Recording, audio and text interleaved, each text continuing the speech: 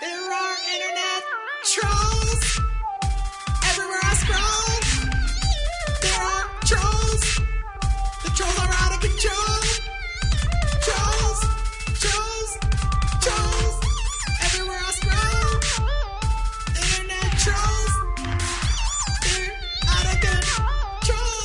The trolls, trolls, troll, troll, troll, troll, troll, troll, troll.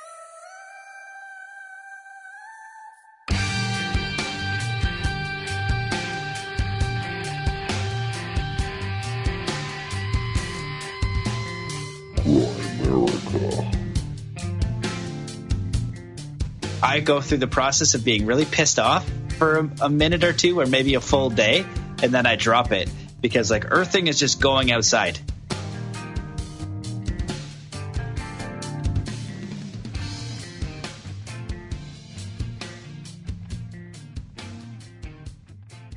Okay, guys, welcome back to the Grimerica Show. We're going to be chatting with the Zen athlete Matt Belair a little bit later about all sorts of crazy stuff, fun stuff. His trip to Egypt, too. His trip to Egypt, where he ran into some other people that listen to the show, I believe. Yeah, it's a great chat.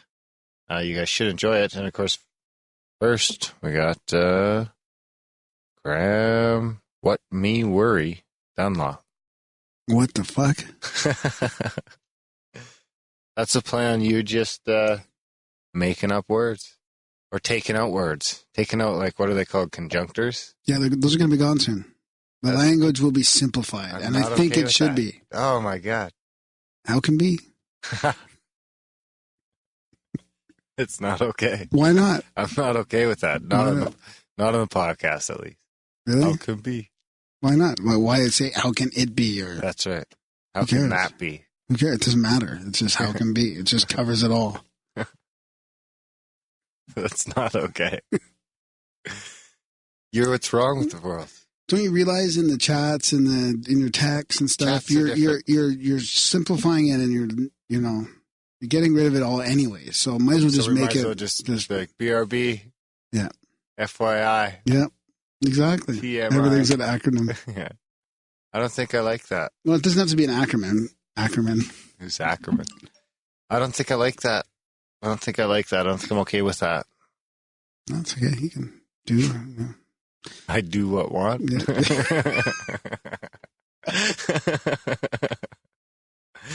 I'll do one thing. To each own. Let's try and get through the rest of the podcast like that. Okay. So what got email? Guest listener? It's ridiculous. That's what started the whole thing, actually, when you said, how can be?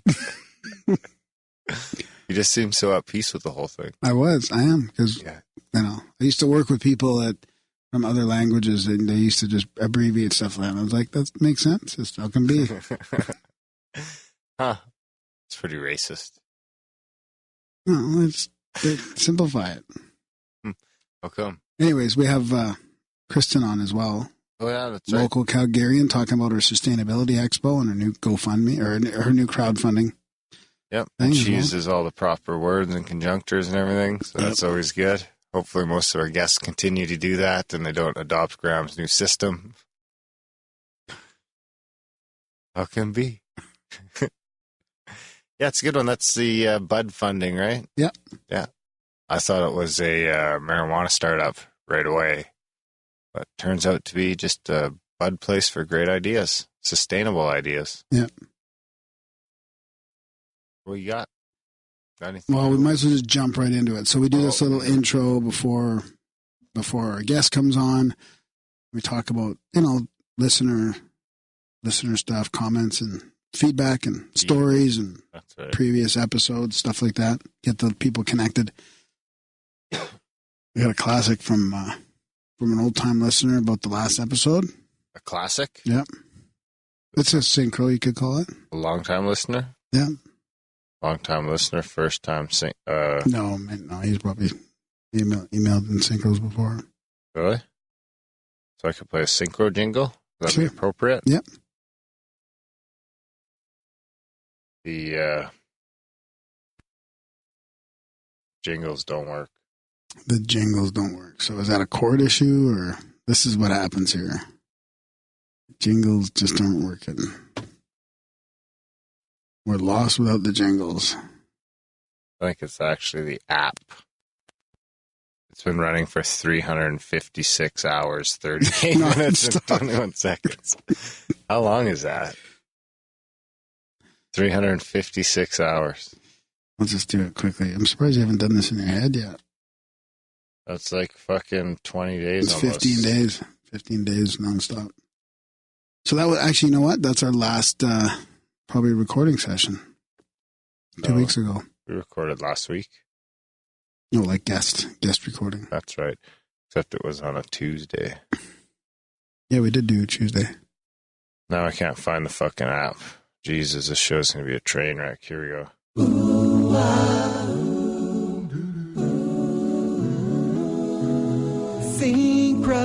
Synchronicity, it's time for another installment of the Canadian Third Party Synchronicity Rating Authority. So the title of this one is Rockets. Hey guys, leave Darren's calves alone. My calves? Yeah, I think he means mine. Yeah, most of my calves are pretty. Unless you've been diddly. taking pics of your calves too. No, my calves are girlish. Okay, episode 256. You guys are talking about flat Earth and how to get a camera in orbit to get pictures of the Earth. Okay, you were talking about building a rocket. And with a Moai smoking, don't want the NSA to think we're trying to change the weather or something. So, I'm decorating the house for Christmas, listening to the greatest podcast of all times, NPR Science Friday with Ira Plato. Nah, come on. It's Grimerica, of course. I thought we were second best. Okay, I'm on the ladder. And you guys are talking about building a rocket with a Moai, smoking a doobie. Check the pictures attached. It's about half done. What is it? Can't quite see from here. It's of a rocket with a Is that a Moai. Grimerica shotgun? That'd be fucking super badass. It's a rocket with a Moai in it. So Harold's attached some pictures of a rocket. That's good. There's a rocket with a Moai. A rockeye. No. He says it's about half done. It's rough, but you can see how it will work. Me and my girlfriend are building a Grimerica rocket with all the Grimerica graphics. It was going to be a surprise, but after the podcast, I had to write. It has a Moai as a payload. Boy, that little guy was hard to find. Huh. We have both built rockets for some time and listened to the show. So as a Grimerica rocket, made sense. Weather modification, NASA, UFOs, why would Grimerica not be involved somehow? Why should Elon Musk and the SpaceX get all the glory? Graham tried for space at the beginning of your show. You were robbed. We still have the picture of him looking up to the sky. Okay, for Graham, answers, though. rate this one. As soon as we get time to finish it after Christmas, it will be sent to you. It will be a full functioning rocket, not a static model. So it will be able to be launched. Only about 1,500 feet, but it's a start. Goddard started small also, and he is the father of rocketry. Moai in space. Peace, hope, and happiness. And the new year, my friends in the Great White North. Harold and Christine, Venice, Florida. The spam guy. By the way, BTW for you, Darren. Don't shoot Sasquatch. So thanks, Harold. Yeah, that's a badass rocket. We still have some of your spam up there. Actually, I haven't had dinner tonight. We might have to crack open the spam. Teriyaki spam. Oh, maybe that wasn't Harold. So the I can't remember. teriyaki spam came From Hawaii, yeah. But Harold sent the original spam. Yeah. We ate that shit. That was when we still ate it. That was when we still ate all What do the you mean? spam we got in the mail. We could still do it. We could crack could. it. I think it's still good. It's good forever, right? That's a pretty crazy synchro, though. I'm going to give old Rolly a 8.42. Yeah, that's a pretty good one. So he's got a picture of a rocket with a Moai in it. So could you not send that up? So, I mean, I think we talked about We'll this. fire that fucker right off the lake out front. Can't you do it off the balloon? No, you can't do that. You can't do that? No. The timer or something? No, So you go up like 1,500 feet? First, you can't do that. So then what? You go up fucking 120,000 feet, and then you get another 1,000 feet out of the rocket. You're lucky. Imagine if that was just enough to get into orbit, though. Exactly. America's in orbit. Yeah. I think our best bet is the Cube satellite for that. The CubeSat? But the cool thing about the rocket is we could probably set it off more than once. Yeah, maybe. I know where the hobby shop is. I'm pretty proficient with model rockets. Really? Yeah. Put a little payload on there, or the little, and you just buy all the engines pre-assembled if it's the kind I'm thinking. So we could just go buy engines, shoot, fucking parachute comes out, comes back down, hook it back up, add it to our collection, because we'll have a sweet fucking subspace fucking balloon kit. We won't have any balloons after the thing. So I figured it out. We're going to do 4 balloons, 110. 4 balloons. So here's the thing. The same thing? If you can't launch anything in Canada with over a fucking 110 cubic feet of helium, 115, sorry, that's the number. If you want to launch a balloon with more than 115 cubic feet of helium, you have to contact fucking NAV Canada. Okay. So I'm going to do 4 balloons, each filled up to 110. So we're legal. And not only that, the 4 balloons are now like only half inflated. So what happens, the reason these balloons pop is because they get up, the air pressure on the outside gets lighter, and the balloon just keeps expanding until it pops. So the less helium you have in there to begin with, the more. Well, let's go 8. Let's go 8 then at like 60 and get it all the way out into space. Hundreds of dollars a piece. Why can't you just go all the way? I don't understand. It's like even when you start, like, you're only gaining like a couple thousand feet each time. Why is there a ceiling to begin with? Because the air gets too thin and the balloon just goes. A balloon needs air pressure on the outside. That's how it works. Unless it hits the roof. Just gets stuck there. Can you imagine? We're just saying it's stuck. We're like, son of a bitch, you can still see it. Tell me about your other ideas. What, the pre-dawn launch? No. Oh, the crystals. Yeah, you're going to send crystals up? I think it's an idea. I think the first time I'm going to throw some of my wife's crystals on there. Not any of the good ones at first. We're going to see how proficient we are at finding the thing after it comes back down, because that could still be a disaster. But so you need GPS on it. You need the crystal, and you're putting crystals in it to everything. So then it would just be the helium in the balloon, which is still expensive. But you could put a lot of crystals on it. You know, like when we're set up, we'll be able to send up like 20, 30 pounds, which ain't bad. So 20, 30 pounds of crystals would be a fair bit of crystals. Can I send an offering up to the brothers and sisters in space that maybe... I'm sending some weed up. Some weed and some crystals. So we get some radiation in there. Yeah. We get some super-powered bud. Twice as big. Can you imagine? Then we got a business model. So you're going to cleanse the crystals in the direct... moonlight or something? Yeah, well, you're still only 40 kilometers up, so there's still some atmosphere and stuff, but it's a lot thinner than here. So your crystals, I'm guessing it does something. I don't know. I'm sure we got plenty of crystal people listening. They can let us know what being in... plus we'll get some other ideas of stuff to pack in there. If you're serious about the 20, 30 pounds, that's quite a bit. Well, the way helium works is it's roughly an ounce per cubic foot. That's a pound every 16 ounce. Every 16 cubic feet is good for a pound. And we'll have like 440 cubic feet, so 10, 160, 320, not quite 30 pounds, probably like 27. Yeah. Should be good. 26, 27. All the cameras and stuff will probably take up, should only take up 6, 7 pounds. We good. Get the GPS in there so we can find it when it lands. Yeah, parachute. Wonder what happens if like 2 of the balloons pop first. What do you mean? We should put the balloons like in succession, I guess. Yeah. Because if we put them on like different sides, 2 of them could pop and it just dumps everything out. I guess it'll all be pretty secure. That thing's going to blow around quite a bit. And we're going to do it in the winter. Why? Well, I'm hoping it depends on how the crowdsource goes, of course, but I'd like to do it in the winter. I think when it's super cold out, it's different. I think it's all going to be a little clearer, you know what I mean? So since James was here last week, you guys have seriously started up like something that you're going to actually follow through with this? Yeah. There's already a crowd page, and it's already got like $350 in sponsors. Grimerica.ca/GASA.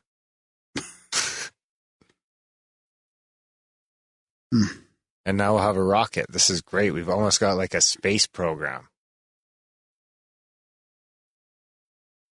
I have an email talking about this, and I wanted to bring it up, but I don't think I can find it so quick. The space program email about the Grimerica space program? Well, sort of, yeah, about this whole flat Earth, round Earth thing. It's getting a bit much. Think so? Maybe it's flat. I don't know if I can find it. Oh, you're operating on your phone again? See what happens every time you let James touch your computer? Yeah, I'll put on a jingle to kill some time for you. Okay, there we go. Speaking of space program. Dark sky, which is great. Had a planned camping, pitched a tent, went back there for the night. Crystal clear. Darkest night. Decided to read that meditation, did the singing bowl, and that shit starts happening. Okay.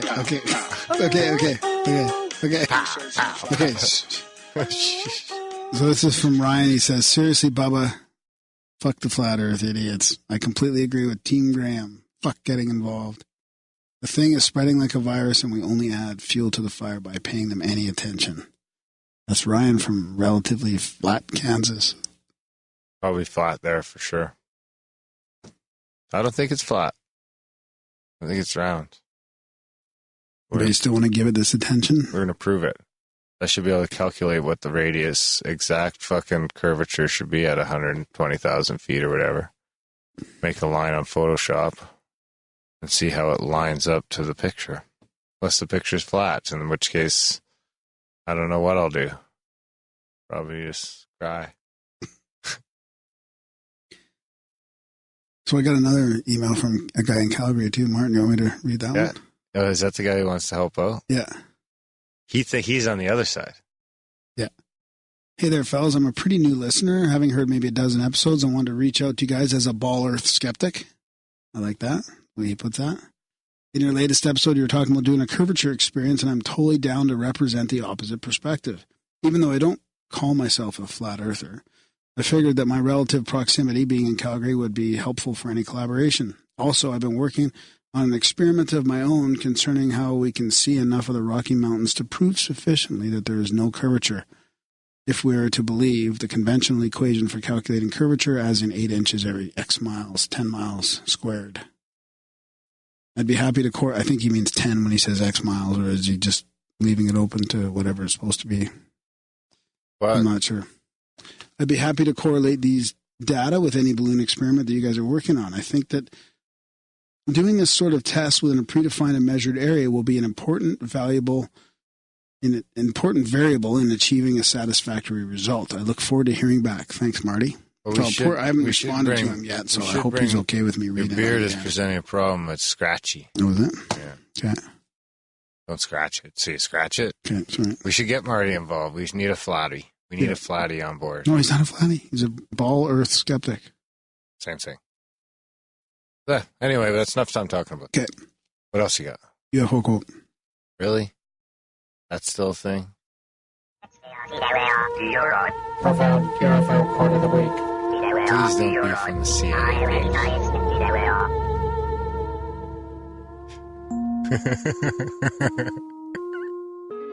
What's so funny? Is that the CIA page?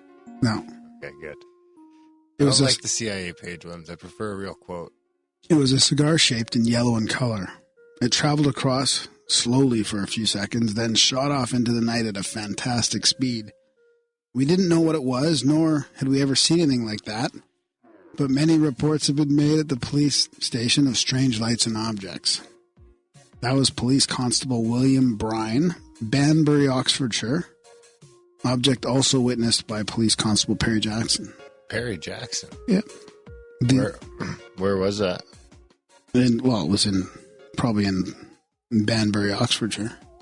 Oxfordshire? Sure.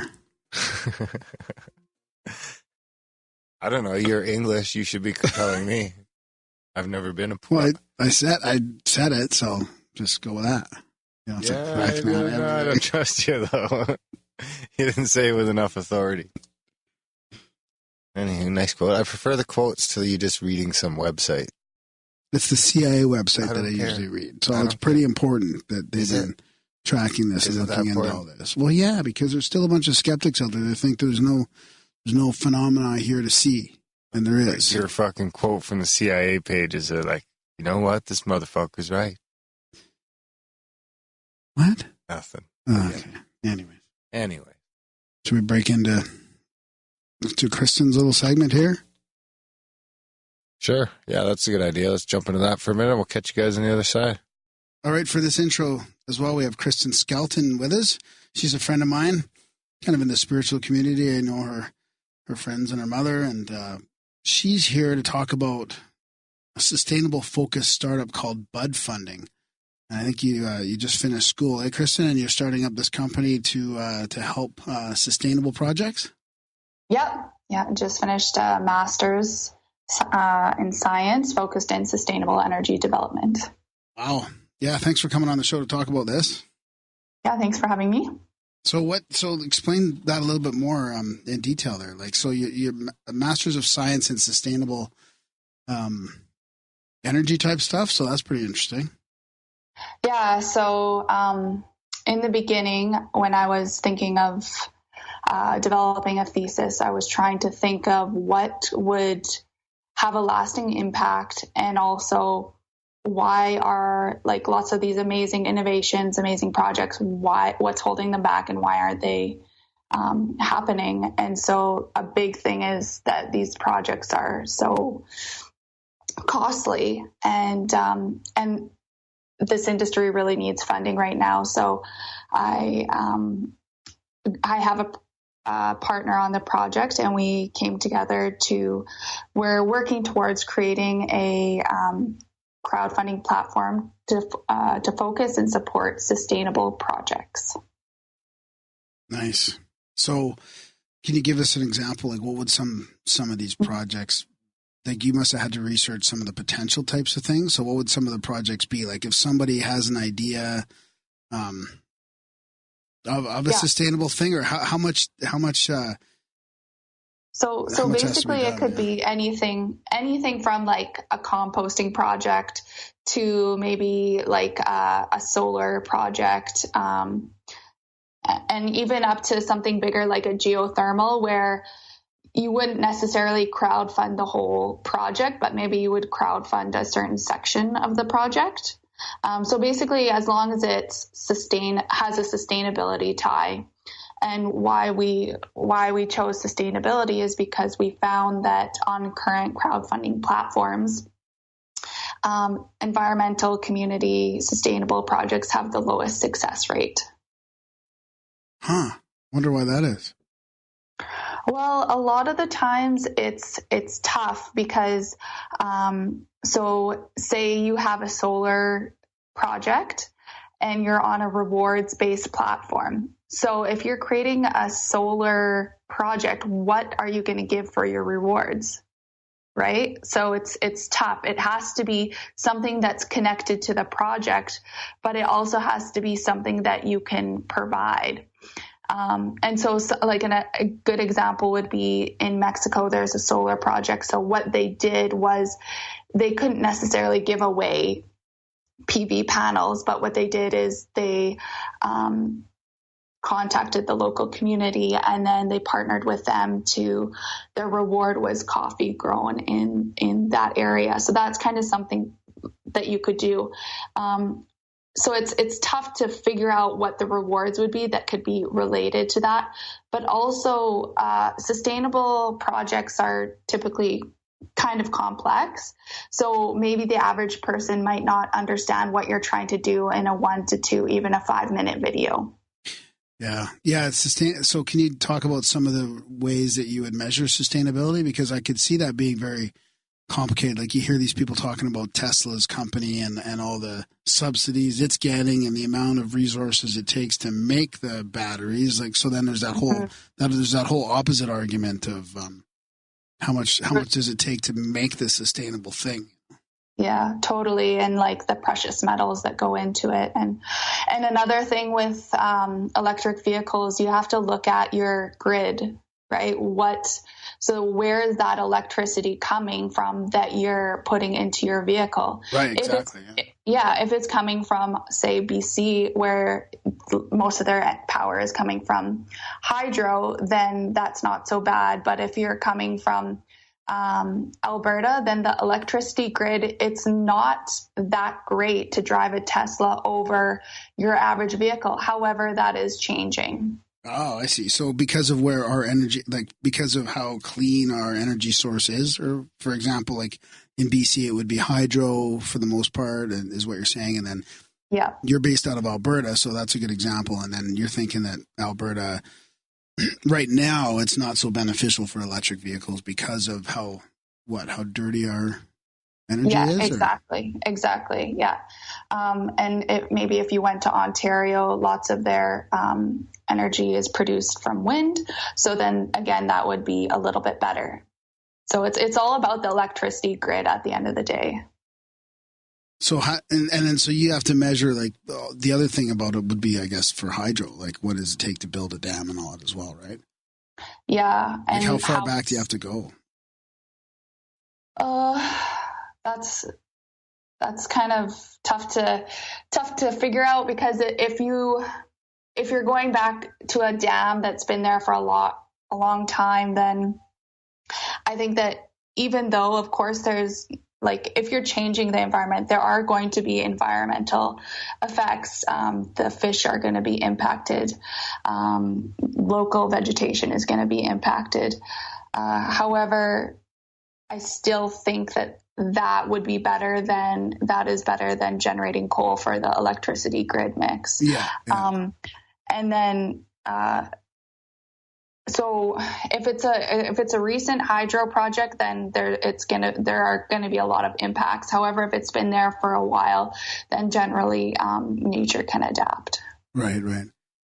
So, because I think I heard about this hydro project that was starting in northern BC or Alberta that's now, I think it's been shelved or put on hold. So, which was supposed to be a pretty big project. I don't know if you ever heard about that one. I haven't, but also they're like really expensive too, right? Yeah. All that stuff in place. So you're based out of Alberta, like Calgary specifically, then? Yeah, we're starting here and expanding. So what are some of the things you're doing to start up, like to get this thing off the ground? So this Saturday, we're having our first Sustainability Expo, and it's our company's soft launch. Nice. So what we're trying to create is a really cool kind of innovative one-on-one opportunity for people interested in sustainability to talk to startups and founders. So what it's going to look like is there'll be a sustainability panel. On the panel, we're going to have a founder of Inorbis. The company is really cool. They do sustainability luxury travel. So they'll pick you up at your door, drive you to another city. They have onboard Wi-Fi, and you'll get there in a shiny new Tesla. Again, it's all dependent on the grid right now, which is not better than a regular car, but you get the luxury and you get onboard Wi-Fi, and they pick you up and drop you off at your destination. So it's really cool to see what they're doing. And then we have the panel will be also Solegra. So they work primarily in southern Alberta, and they're doing some innovative installations of solar panels, photovoltaics. So what they do is on a crop of farmland, usually you water in a circle, and then there's wasted space in the corners. And then what they would put there is they'll put solar panels on that wasted space to generate electricity. Nice. And then we also have a prof from the university that's been really active in the sustainable energy development program there. And then we have Green Calgary is coming, and they have a booth. And so there will be different companies there kind of showcasing their innovations and how they're trying to make Alberta more sustainable. Nice. Do you think farming will be a big part of that? Like it seems to come up a lot on this show here, like local, like bringing things back locally and local farming and stuff like that. And we had like Joel Saladin on, who was like one of the most famous kind of, sustainable farmers in the States. And it's amazing what they're doing to reclaim the land, using, even though they're still killing animals for meat and stuff, but they're doing it in a humane and sustainable way. Yeah, definitely. Our agriculture industry really needs to change. And again, that comes to us as consumers. Where are you putting your dollar? Yeah. You need to go to the farmers markets and support the farmers that are working hard. You don't want to, put your dollar, put your vote to the big box farmers where they're squishing the little guys out. So do you, after researching all this and seeing all the potential out there, do you have a positive view of the future? And do you have any things that you think might be really kind of in the works that people don't really know about? Oh yeah. I mean, basically sustainability is innovation. You can't have sustainability without innovation. And that's all it is it's just thinking of new ways to do things, thinking of new materials. Plastic is a huge one. We need to think of new materials. There's a really cool company out of Sweden, and they're making this algae water bottles out of algae. So once the water is out of the container, it decomposes within like a week. And there's actually another really cool company that's coming to our event this Saturday. They're called Dry Leaf. And they make disposable cutlery and plates for events or for anything. And it's made out of leaves. And like you can literally just throw it in your backyard when you're done with it, and it will decompose within a few weeks. But yeah, there's huge hope. And there's so many interesting innovations and young entrepreneurs making a change. So, I mean, the future is limitless. I mean, it's just all about innovation and having new ideas. Like, it's really exciting. It reminds me of that maker space we were talking about, Darren. What's that place called again? We're going to go visit it in Calgary. Like Proto Calgary or something like that. Yeah, they're doing a whole bunch of cool, inventions and sort of like indie innovation. Mm-hmm. Yeah, it is interesting to see where we'll go in the next few years, because I mean, besides just the solar and the wind and all that kind of stuff, there's got to be something else that's I mean, and if you think about it, okay, so solar is not super efficient. It's about 22% efficient at turning the sun's light into energy. But think of the technology has not been geared towards that. People haven't really been interested in making that technology better like they are now. So it's just like a matter of time before, big changes are coming. And I mean, there's so much research getting done right now in this industry. It's really exciting. Oh, that's good. Yeah.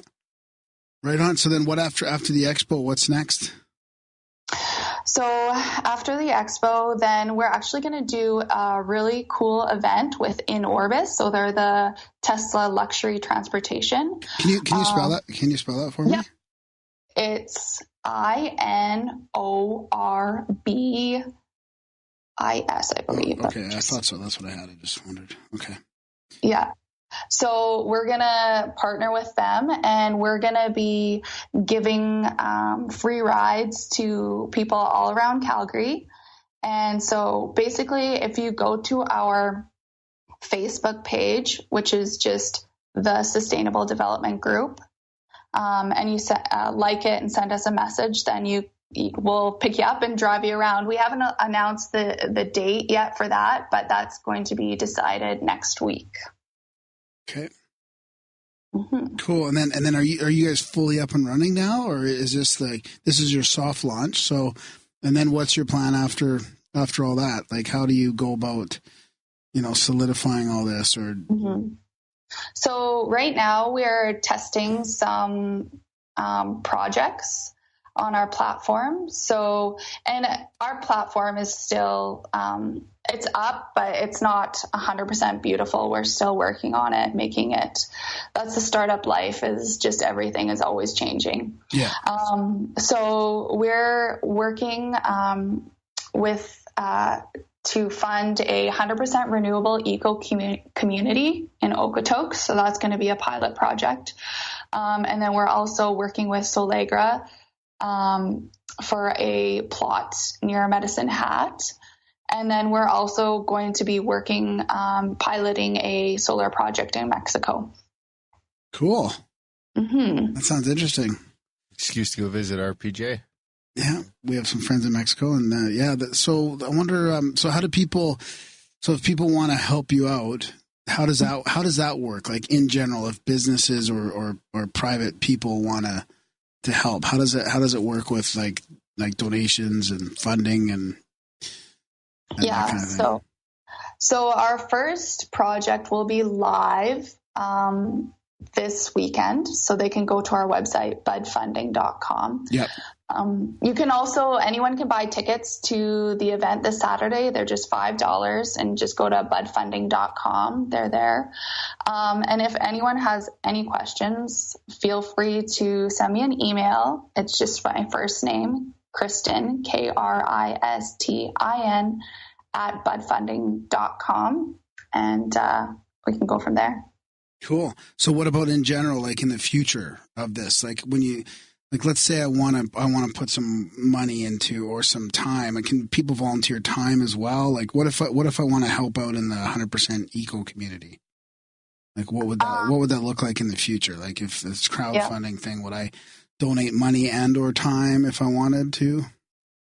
That could definitely be arranged. Right now, we're kind of looking for, if anyone has like marketing skills and they want to get involved in a sustainable company, then we can definitely work with that.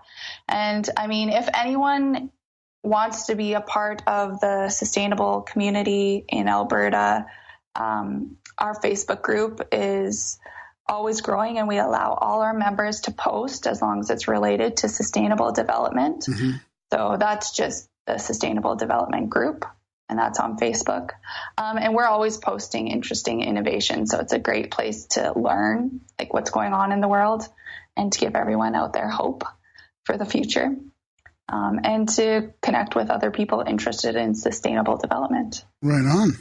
What sorts of payment are you guys going to take? You're going to take Bitcoins or anything like that? Anything sort of new agey? We're not. People aren't going to like that. I wouldn't call it new Bitcoin. Bitcoin is like huge right now. Right now, no, we're not going to be taking Bitcoin, but that could definitely be something in the future. Bitcoin seemed to get really popular for a while, and then everyone lost interest, and now it's like everyone's talking about it again. So it's interesting. I need to get back on that train of what's going on in that world. Not at $13,000 a piece. What's that, like 50 grand Canadian? Yeah. Wow. So is there anything you want to say before we let you go? Anything we left out? No, I think that's good. But if anyone, feel free to give me a shout and join our Facebook group so we can come pick you up in a shiny new Tesla. Nice, yeah. Darren, do you have any questions? No, I'm going to go for a Tesla ride. Yeah, come with us. Right on. Well, thanks for hopping on. We encourage everyone to check out the website, and if you're in Calgary, go to the event and take for a ride in a Tesla. Yeah, or even Red Deer. Like people might be coming from other parts of Alberta, right? So yeah, there's a guy coming from Edmonton. So yeah, wherever. Right on. Come and on over. Go pick him up. Do you have to pick him up in Edmonton? I don't think we're for the pickups. It's just going to be Calgary based. Is the Tesla driving itself, or do you have a driver in there? There's going to be a driver, but you'll get a demo of like everything. So it'll be really cool. Of like the self-driving, it's like self-parking and stuff like that. Yeah. Tesla did the best self-driving video. Like, there's a bunch of these cars selling it now on their websites, but Tesla's is pretty cool. Did they use the one that drove under the transport truck? I don't know. Somebody was watching the movie? No, they didn't use that one. No. All right. Well, thanks for coming on, Kristen. Yeah, it sounds like a great idea. Yeah, that's awesome. Yeah, it's a lot of hustling, but it's fun. Thanks so much for having me, guys. You're welcome. Okay. Yeah, good luck on the weekend. Thank you. Okay. Bye. So, speaking of crowdfunding, check out Grimerica.ca/support, guys, and do some crowdfunding here. Our value for value model. Of course, we don't do any ads. We don't sell you anything. No sponsors. We don't make you guys the product, and we give it all away free. I think this will be like episode 257, all about 2 hours a piece, all for free. And we have a bunch in the black budget, too. Black budget feed. Oh, yeah, that's right. Those are the ones we started giving to the people that do support the show. The few of them that do, the less than 1%, they get access to an extra show or two a month, which has some edgier content a little bit. Some of it's a little just rougher for sure. It's definitely rougher. But everyone seems to enjoy it, so that's good. So, yeah, and you get that if you sign up for any monthly or do a one-time donation. Support at any level gets you access to that. And the people do seem to be enjoying it. You had a pretty good episode out in there last. I think the latest one was still the vaccine one from you. So if people are interested in that whole vaccine debate, we did sort of like a first crack at that. The latest one was talking with Michael and Jerry and Adam. Oh, you did do that. That is in there. How'd that go? In there. It was good. Yeah, people liked it. Yeah. Right on. That's in there too. So I think there's 14, 15 shows in there now. It's amazing how quick that builds up. Yeah, we got some stuff ready for that as well. Some more stuff. So yeah, we got some more. We got some fun ideas for that. Yeah, it's good. So yeah, if you can sign up for a month, guys, it really does help. The support of the show is, like I say, less than 1%. So if you do want to be a 1%er at some point in your life, you can be one in Grimerica by signing up for like $1 a month, and you're a 1%er. And that gets you access. Any donation at all gets you access. Yeah. Of course, we prefer if you could do 2 or 3, but we'll settle for $1. If anyone did $1, we'd be laughing. The most popular one seems to be the $5 a month, about $1 a show. Of course, lots of people do one-time donations, and that's fine too. There's a Bitcoin portal on the website you can use if you want to do some Bitcoins. Make sure you use the right address. Sometimes people send Bitcoins to the wrong address. I heard that's the thing. So really, you don't want to do that. That happens more often than not, or not more often than not, but more often than people think. Happened to me. I know that. I shudder to think of what those Bitcoins are worth right now, like $7,000. Anyway, just use the PayPal. Bitcoin's too confusing. Yeah, and you don't even have to send cash, guys. There's ways you can support the show that don't cost you nothing. Send in your synchros, your feedback, all that stuff. To Graham at Grimerica.com, GRHAM. That's right. All that helps out. You can review the show, share the show. There's been a few more reviews lately, so that's great. Oh, well, yeah. There's 175 on US iTunes, I think. Something like that. So it's not a stretch to get to 1,000, really. 5 times that. So, yeah, review iTunes. That's a big way to help the show. Yeah, I hope people can do that every week. Review the show, share the show, try and share the show at least once a week. Give somebody the gift of Grimerica for Christmas. And type your friend's email into the newsletter. Yeah, all good things. All good things. And, yeah, big thanks to Felix for the Christmas carol song he sent us that you guys have heard on the show. That's for our buddy Felix. He's actually going to join us one day soon here and for 5-10 minutes and talk about some of the jingles he's made for us, so that'll be fun. Yeah, I think that's about it, guys. Do everything Graham's got in the show notes, and all that stuff supports the show in some way, shape, or form. I think that's about it. Yeah, enjoy this awesome chat with Matt Belair. Enjoy the chat, yeah.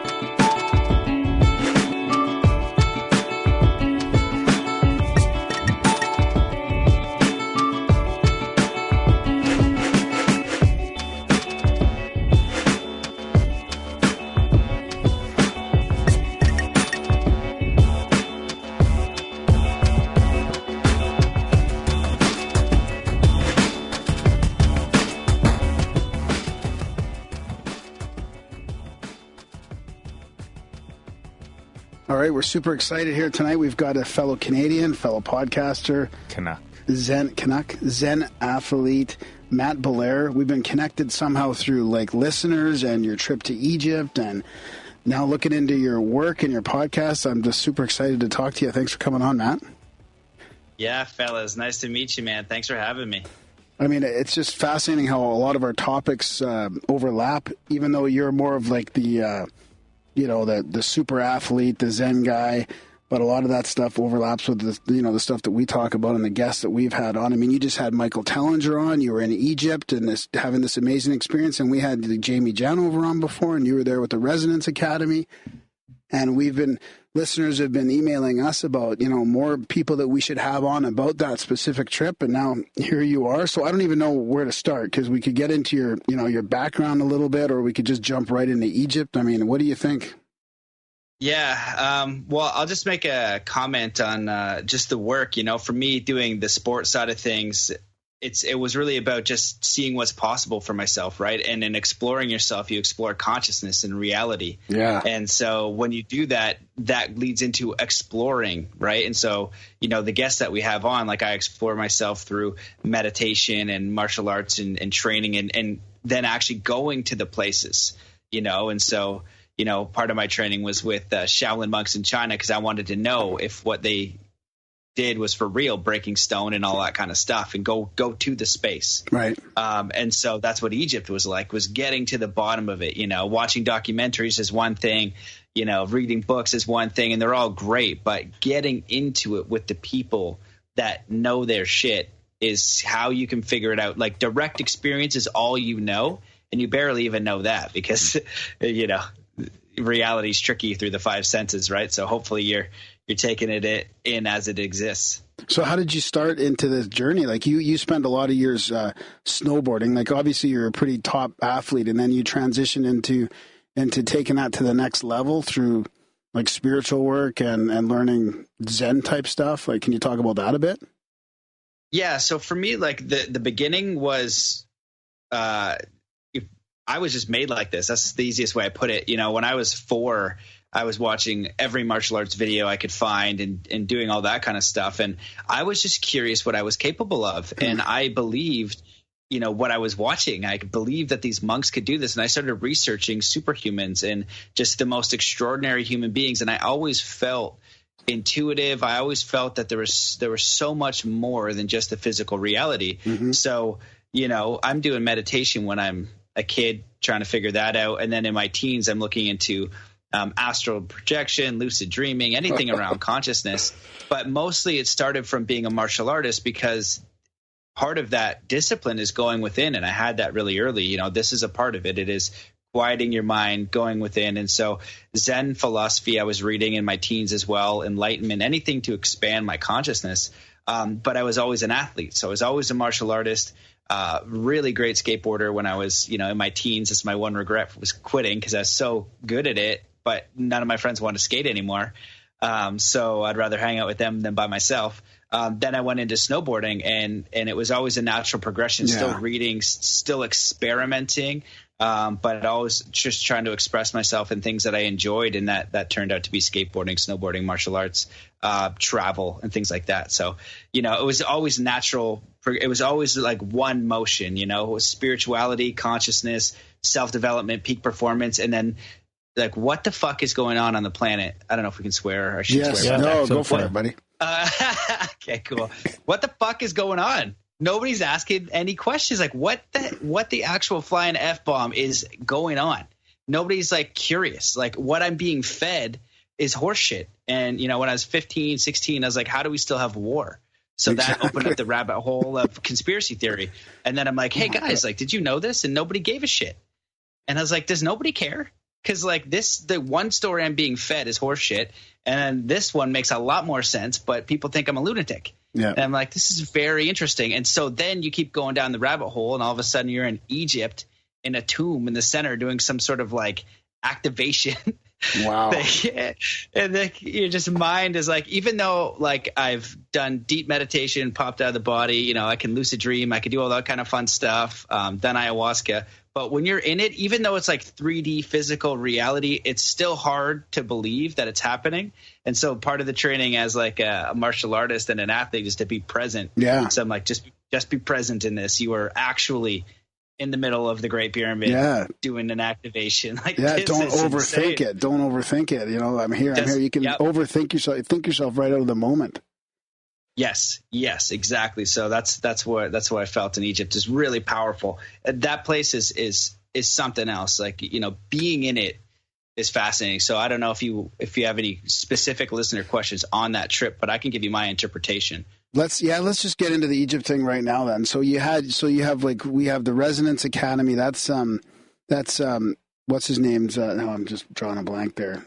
Nassim Harriman. And I mean, I saw a lecture of his in Calgary for 4 hours. There was supposed to be a panel afterwards, and he just kept rolling with it, and everybody was just enthralled for hours. So I mean, he's mind blowing. So to go to Egypt with a bunch of really cool people, open-minded, interesting people, and learn like with that academy must have been an amazing experience.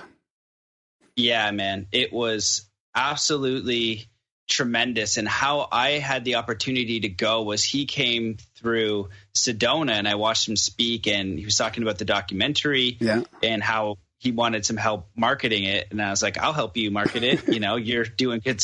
Why not? Like, I know a thing or two about marketing, and got connected to Chris Almeida, who you should check out the ARC crystals. It's their first technology coming out. But I was aware of his work from back in the day trying to figure out what was going on. And he had an 8-hour video, and I started it. I was like, I can't watch 8 hours of this. Literally 8 hours later, I'm done watching the video. I just like, oh my God, I was in the Whistler days. I just couldn't shut it off. So we're going there, and we're in Egypt with literally ranked some of the smartest people on the planet. You've got one of our guides, Youssef, should remember his last name, but his dad founded Kemetology, which is Egyptology. So we've got the most legit guides you could imagine, and we're getting lectures and tours, and you know, these Egyptologists and geologists and everything giving their story. They gave us like, this is the official story, and this is what we have, man. And so some of this is super unbelievable for sure.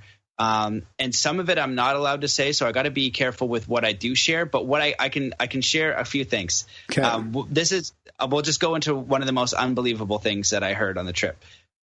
So one of the guides, wish I could remember his name. I could find him on Facebook, but he's talking about how him and his friends were doing digs, you know, and how there's this experience. Yeah, and I actually shouldn't name his name, but apparently there's a story, and this could be fiction or nonfiction.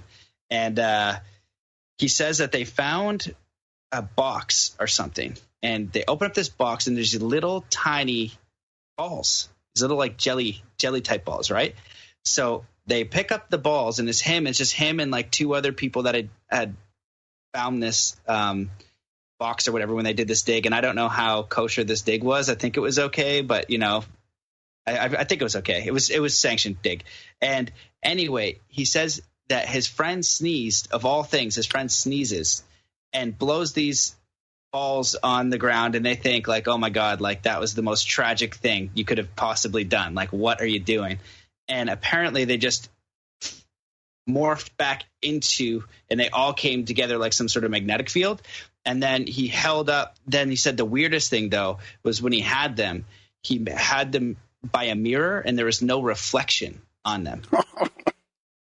And usually, like, you know, I've done, you know, and I realize if you're just listening to this, and I'm sure your audience is totally fine, but I'm really good at telling when somebody's lying to my face. You don't just make up a random story like that. And that's why these guides were super stoked to have us there, because we're people that are fine with ancient civilizations, the possibility of ETs, you know, or coming back in time. But you know, if we progress linearly, right? So we have, you know, horses, and then we have a car, and then we have the industrial age, and then we have the technological age.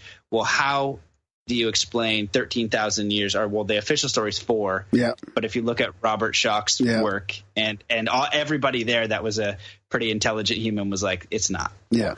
That's ridiculous. It's closer to 13,000. It's like it had to be some sort of advanced race, because you have 200-ton laser cut stones. And it's built on a shelf. And I didn't realize that, you guys probably already know this, but there's an outer casing shell. So it's supposed to be smooth. What we see is the inner shell. They're a casing shell. So I learned and a tremendous amount. And from a physical perspective, you could sit and meditate, on the rock, and my body would literally just like pulse? Really get the energy. Yeah, it would pulse. But I've done a lot of meditation in my life. And as of I would say the last couple of years, this started happening, but I meditate like an hour a day for I'd say 10 months last year. I have been doing less. I've been doing more breath work now. Yeah. But in that hour meditation, my body would start to just kind of wiggle with energy, just so it's pulsing back and forth. Yeah. So, you can tune in a little bit, and you don't know what it is, but it's a very fascinating place if you look into it. Yeah, for sure. I always wonder what those pyramids look like with the capstone and with the smooth sides and the different, the different lights or whatever they had back then. I mean, it was probably a sight to see. And I mean, we talk about that too, and all these ancient civilizations. And I think we were way more advanced than anybody realizes back then, even before the Ice Age, probably. Definitely before the Ice Age. Yeah. Seems to be. I don't know. It depends on the advanced. Well, no, advanced, it doesn't mean technologically. It could be, or maybe there's some technological, but maybe not electricity, but maybe some other static electricity. I mean, we had a guy batteries. Well, talking about batteries. Yeah, I mean, there's all kinds of different ways to do things. So you were in the Great Pyramid then? I spent I was there in 1991.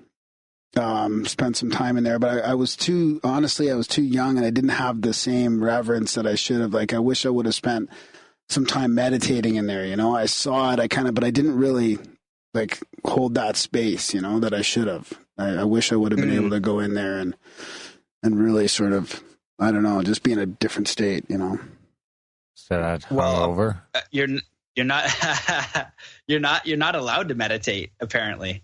It's what are the rules? It's ridiculous. Oh, wow. So, but we actually got to go in all three pyramids. Right. That hasn't been allowed forever, I guess. I guess nobody's ever been allowed to do that. So we got to go in all three. And I was the last group with Nassim. And we had, our superpower necklaces on too, which the science. So anybody out there, check out arccrystals.com, because it's his leading science. It's the first product they've made, and they've done tests on, and all the research, not all of it, but some of the research is on their website right now. And they're doing tests with charging the water that they give to plants, and the plants are growing 200 to 400 times bigger, faster. Look for the exact stats. I don't know, but it's ridiculous, whatever it is. And it's resistant to chemicals. And I had William Brown on my podcast, who's a biophysicist, and I got a good chance to talk to him.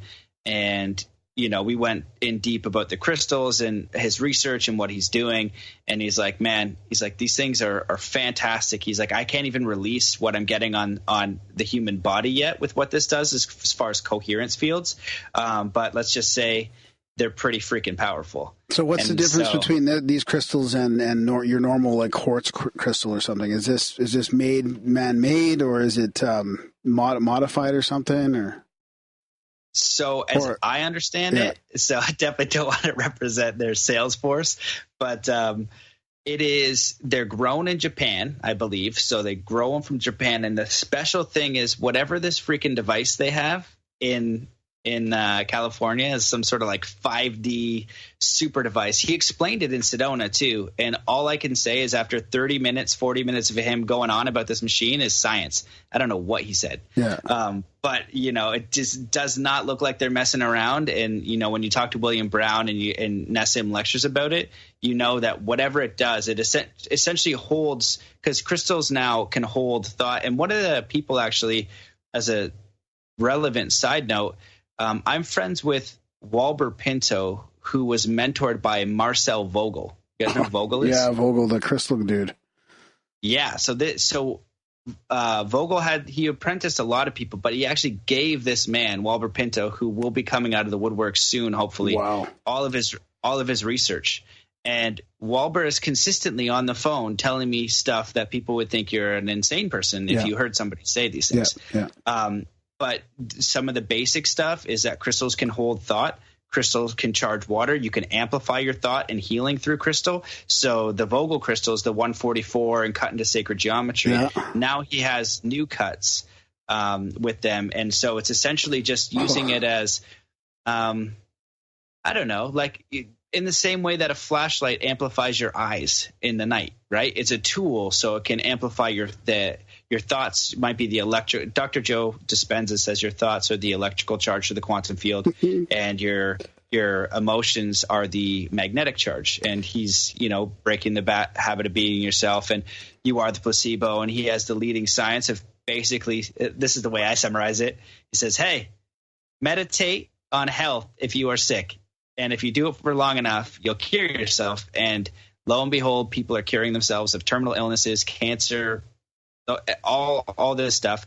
And he's measuring it in these workshops. And he has Kundalini experiences on EEG scan and spontaneous healings on EEG scan. And people always know when it happens. Yeah. And it's just continuously going in that state. So for me, doing sports psychology and getting better at sport and peak performance and being the best athlete possible, that has nothing on, that's like baby steps to where I want to go. I want to be able to, just, go way beyond that. Levitate. So it is amazing levitate about the crystals because, we were going out for, we were looking for UFOs one night in the Sea City group, and I met this guy. He was an old gray-haired scientist who used to program crystals for NASA and stuff, right? I mean, these things have been in the scientific community.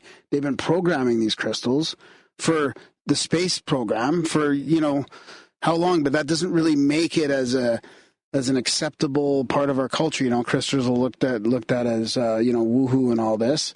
And now we're finding out from these guys. Like crystals as hard drives? Is that what we're talking about here, essentially? Well, I think so, yeah. But he's talking about programming it with thoughts, and it can, amplify your energy and all this. So now they're using this machine to do something to the crystals that increases the frequency in water and all this kind of stuff, I guess, is the gist. Yeah. So I would imagine as creating a coherent field. And I think that arccrystals.com, I've been talking to Chris Almeida, who's doing the marketing on it. They're going to release a lot of their papers and their claims, right? Because they want to, don't want it to be scientific, right? So they want to keep it super chill. But I am all just, I like to get crazy. But as I understand it, it creates a field, right? Just a measurable field that can charge water. The same thing like Walber Pinto was telling me that when he has a crystal in his hand and he does healing, he can heal people from a distance. And he said, I had this person with this serious injury gone, just using the crystal to amplify my intention. He even shows me pictures of him. Now they're shitty quality, and it does. I don't know. He's a scientist, but he shows me bent quarters and coins, and he tells me that he bent them with his mind. And I don't think he's kidding. You know what I mean? I definitely don't think he's kidding. One real thing, for people who find this to be a stretch, which, be skeptical, sure. But I like to check it out. Master Go in China, he could break stone like an inch thick with 2 fingers. He could break a thicker piece over his head and moving chi, life force, into a direct spot. So that's what Walber's doing. And he has the crystal. Right. And then Nassim Haramein doesn't talk about this, but it's one thing I'm allowed to say, I think. But I think he's said it a few times. He was a breatharian, so he didn't eat. I won't say for how long, but he has the ability not to eat. And I know other people who can do that too. Who is? Nassim is, or the other guy is? Who's a breatharian? Nassim was for a bit. Oh, wow. Yeah, for a bit. I didn't know that. So he said that in his lectures. He also said that at Burning Man.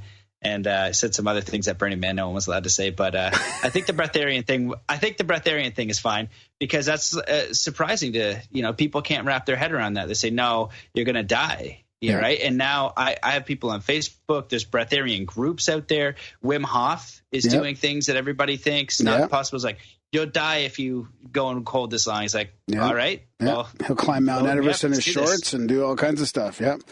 I mean, this fasting is amazing too, right? There's all these science and books coming out on fasting. So it's not that much of a stretch that going without food is, maybe we were supposed to go long periods without food, and we're not supposed to eat 3 fucking huge meals a day. I mean, it's ridiculous. I don't eat 3 huge meals a day. I know, you're ahead of the curve there, buddy. Yeah. Yeah, I think it's just I think it's just opening up to possibility rather than shutting it down because of something that's outside of you. Like, people would tell me when I was, in Egypt, they're like, oh, it was built by slaves. And I'm like, I think that if you were here in this group of scientists, astrophysicists, geologists, engineers, you're not going to stand up and present your theory in front of these people because you don't know what you're talking about. Yeah. Now, if you did thousands of hours of research and you came to that conclusion, sure, share it. Yeah. No problem. I'll listen. Right. But people just, they when they're at a level, they just want to tell you what that level is for them. And that's the possibility. And for me, as long as I open up and say, okay, cool, present me the evidence, show me how. How? Lay it on me, and then you can tell when somebody either knows their crap or doesn't. So, just open up to those possibilities. Yeah. So did you have any personal experiences in Egypt during this trip that, something that you hadn't had before or something interesting that you weren't expecting? So, or do you want to keep going on about the crystals and the work, whatever you can say? I mean, I know, but so just so everybody knows as well, like I've been in contact with other people that were on that trip, and I've heard from our listeners, and our friends, Alan, I think it is Alan, who's also told us like he can't say everything. Alan Neal, I think is, yeah. So, Alan. Yeah. He might have been the guy that says I should talk to you too. Yeah, maybe that's where you heard as well. Yeah. So, anyways, but Alan's awesome. So he was like, we can't. He was going to come on. Green is Shakespeare, right? Yeah, that's the Shakespeare guy. Yeah. But he's into the fireplace. Yeah, but he's also somehow connected to Matt here as well because there was an email with both of us in there. So there's multiple weird. I caught that. Yeah, there's multiple levels of synchronicity at play as usual. Yeah. So he mentioned that a lot of this stuff can't be talked about as well. So. Yeah. I'm just thinking how I can word because it is exciting stuff. What I can say for me is. From doing a lot of independent, and I'll just speak from my theory because even if you were there as a direct experience, what people actually thought was happening was different for every single person, depending on their own level of consciousness. Yep. And so from my level of consciousness, I would describe what I felt was happening and what I could observe, which would not necessarily match their experience. So that being said, from my experience, I think that the sacred sites, there's over 200, you guys probably know, there are well over 200 documented on the planet. All of them are unexplainable. All of them is some sort of very advanced civilization with our species or something with technology that all the engineers that we were with are like these, from the way they're built with how they switch different stones and the shapes and, having Tellinger on and looking at his work, he's somebody that I looked at his work and I've had him on the podcast and I've been able to speak to him personally. He shows how the sacred sites, you put them by a computer chip and they look the exact same. Wow. It's like, oh, shit. So from an aerial view, you look at a computer chip and all the sacred sites, it's the same shit. So, my guess from everything that I observed and try to wrap my head around as a novice in these fields compared to these people was that they're big resonance devices. There's some sort of mass scale planetary device that can create an energy field. Yeah. And so if you go in with a group of people, just like the studies they show with a group of meditators in Chicago, I think it was Chicago, meditating on peace. Have you ever heard about that? Yep. Right, so they meditate on peace. The crime rate fell and all that. Yeah, the crime rate fell. Yeah, the what is it? The mayor's like, yeah, sure, go for it. You nuts? This isn't going to work. And then it worked. He's like, holy shit. So you take that idea in a concentrated space, same idea in Burning Man and healing and group healings and things like that.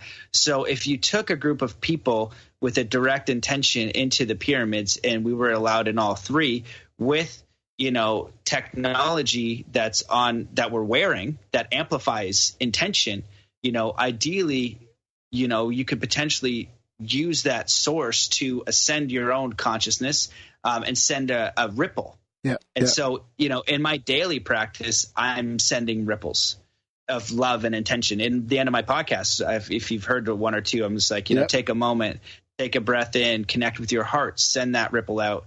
Because every time we come into coherence and resonance, we're sending that to all beings on the planet. And so for me, what I could specifically do, and I'm not the type that, I touch a crystal and I feel it and I'm like, oh, and I embellish. A lot of the times I don't feel shit and I'm sad because I want to. So, I don't play it up, but I could at different spots there go in, touch the stones and just kind of tune into it. Mm-hmm. And I would get lightheaded and energy would pulse very strongly through my body. And there was another spot that they had there. They thought it was a healing space. There's these squares you stick your head in. And I don't know if Jamie talked about them, but you stick your head in this square and it's very distinct waves that you can feel. Not like, oh, you can kind of feel it like you're in it and you're thinking, how the heck is this happening? Well, I've heard people talk about the sarcophaguses themselves having that sort of effect.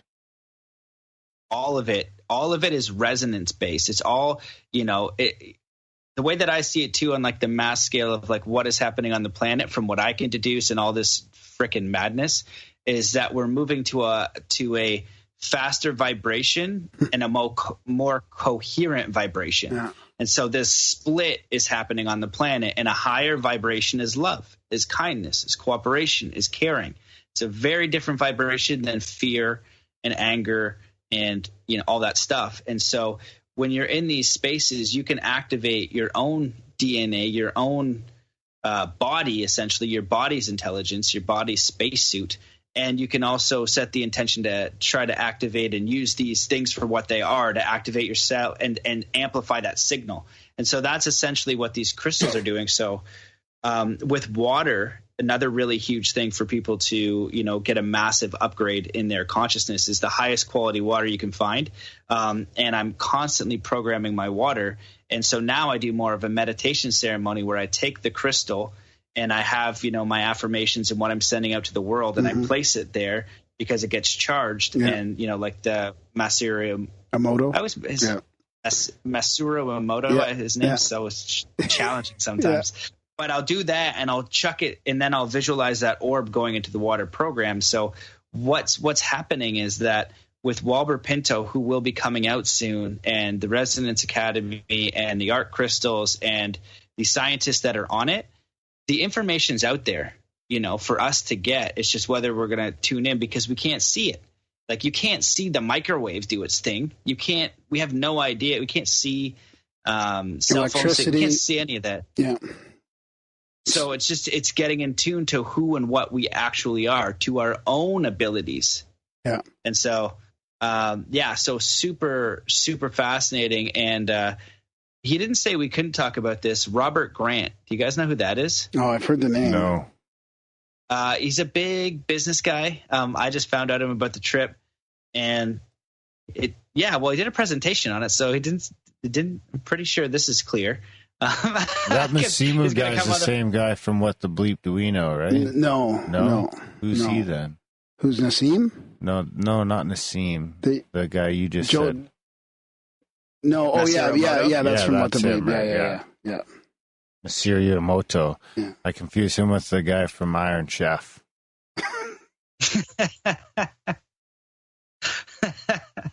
Yeah. So he's the guy that basically shows, water crystallizing your thoughts and your words and, and word magic. And so, that was another really, really big upgrade, was words and the real meaning to the hieroglyphs. And so God as not being God is like, some sort of thing. They say it's more accurately described as nature. Yeah. God is nature, the spirit force and things like that. And, me being in, say, consciousness or spirituality space, God is a hot topic. I always write about kindness, and I'd say spiritual topics, but I never say God for whatever reason. It's got the connotations, recently. Yeah, people lose their shit, and a couple people lost their shit. Or even made comments, but then it was good because it made me realize where they were at. And they're always telling you, some people put ownership on God. It's like putting ownership on nature. It's like, no, Santa Claus makes the birds fly and everything work. And if you don't worship this Santa Claus, then everything is going to go to hell. And I was like, well, the second you're doing that, you're distorted. God is in all things, and And it's that maybe that higher force that's keeping our heart beating or whatever. It's nature. And that is such a pleasant way for me to hear it. Is like nature, spirit. It's wonderful, right? Just everything is working as it should. And when you are of service to your environment, when you're looking out for the highest good of all concerned in the forest, things just work out a little bit easier than when you're trying to rob the beaver next door or the duck down the street. You know, it just makes perfect sense. Yeah, Alan mentioned that Robert Grant gave you guys a talk about downloading of math, and that's what it was all about. Yeah. Okay. Yeah. So Robert Grant. All right. So Math's I'm not awesome. My daughter just loving math. I'm like, yes. Yeah. Oh, yeah. She'll like this. So I didn't know. Math is definitely not my strong suit. It was really hard to follow, but there was a mathematician behind me who I made friends with, which was great. So he's going on about how he's come to this conclusion and all his research, and he only had an hour, and he probably could have gone for like 8, and he's trying to summarize really, really quick. The base that I could only realize was he deduced it all to root math, and one of his companies and technologies and patents is finding and using root math to find health issues, I think, along those lines, something like that. But massive breakthroughs with using this. So then he figured you take the root math and you plot it on a full circle, because right now for the mathematical constants, and you can look this up too with all the mathematical constants in the pyramid are in there. They're all it's shown on how the pyramid works or whatever.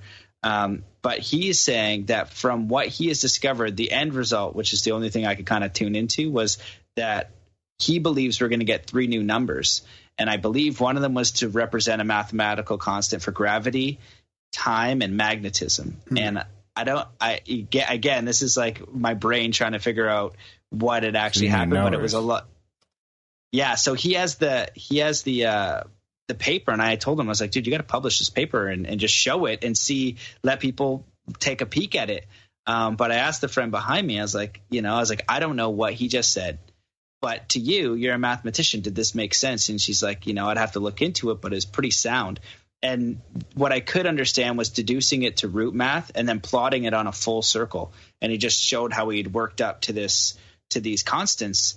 And I seemed really, really confident. So if that is true, what I find interesting, and so I've gone through the Resonance Foundation, and I recommend everybody do that. The Resonance Science Foundation, it's such a tremendous course to do.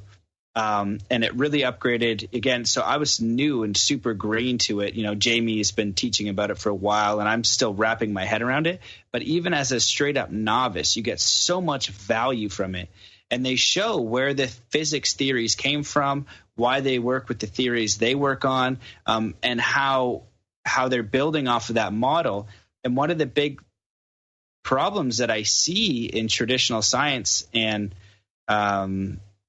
what's being promoted out there is there's obvious errors, and they're still working with these algorithms that have these huge glaring errors, and they show you them, and you would think that you would drop that. The problem is if you accept Nassim's work, you really F up all the stuff you were doing before. Yeah, the whole paradigm changes. The whole paradigm changes. And so that's what we're in right now, though. And I feel this from, a spiritual sense, kind of like, a yogi in the woods. I connect with nature. I connect with deep meditation. And now I'm coming out trying to learn the other side because it's just naturally been really interesting for me. But I've been to these states of consciousness that are not 3D at all.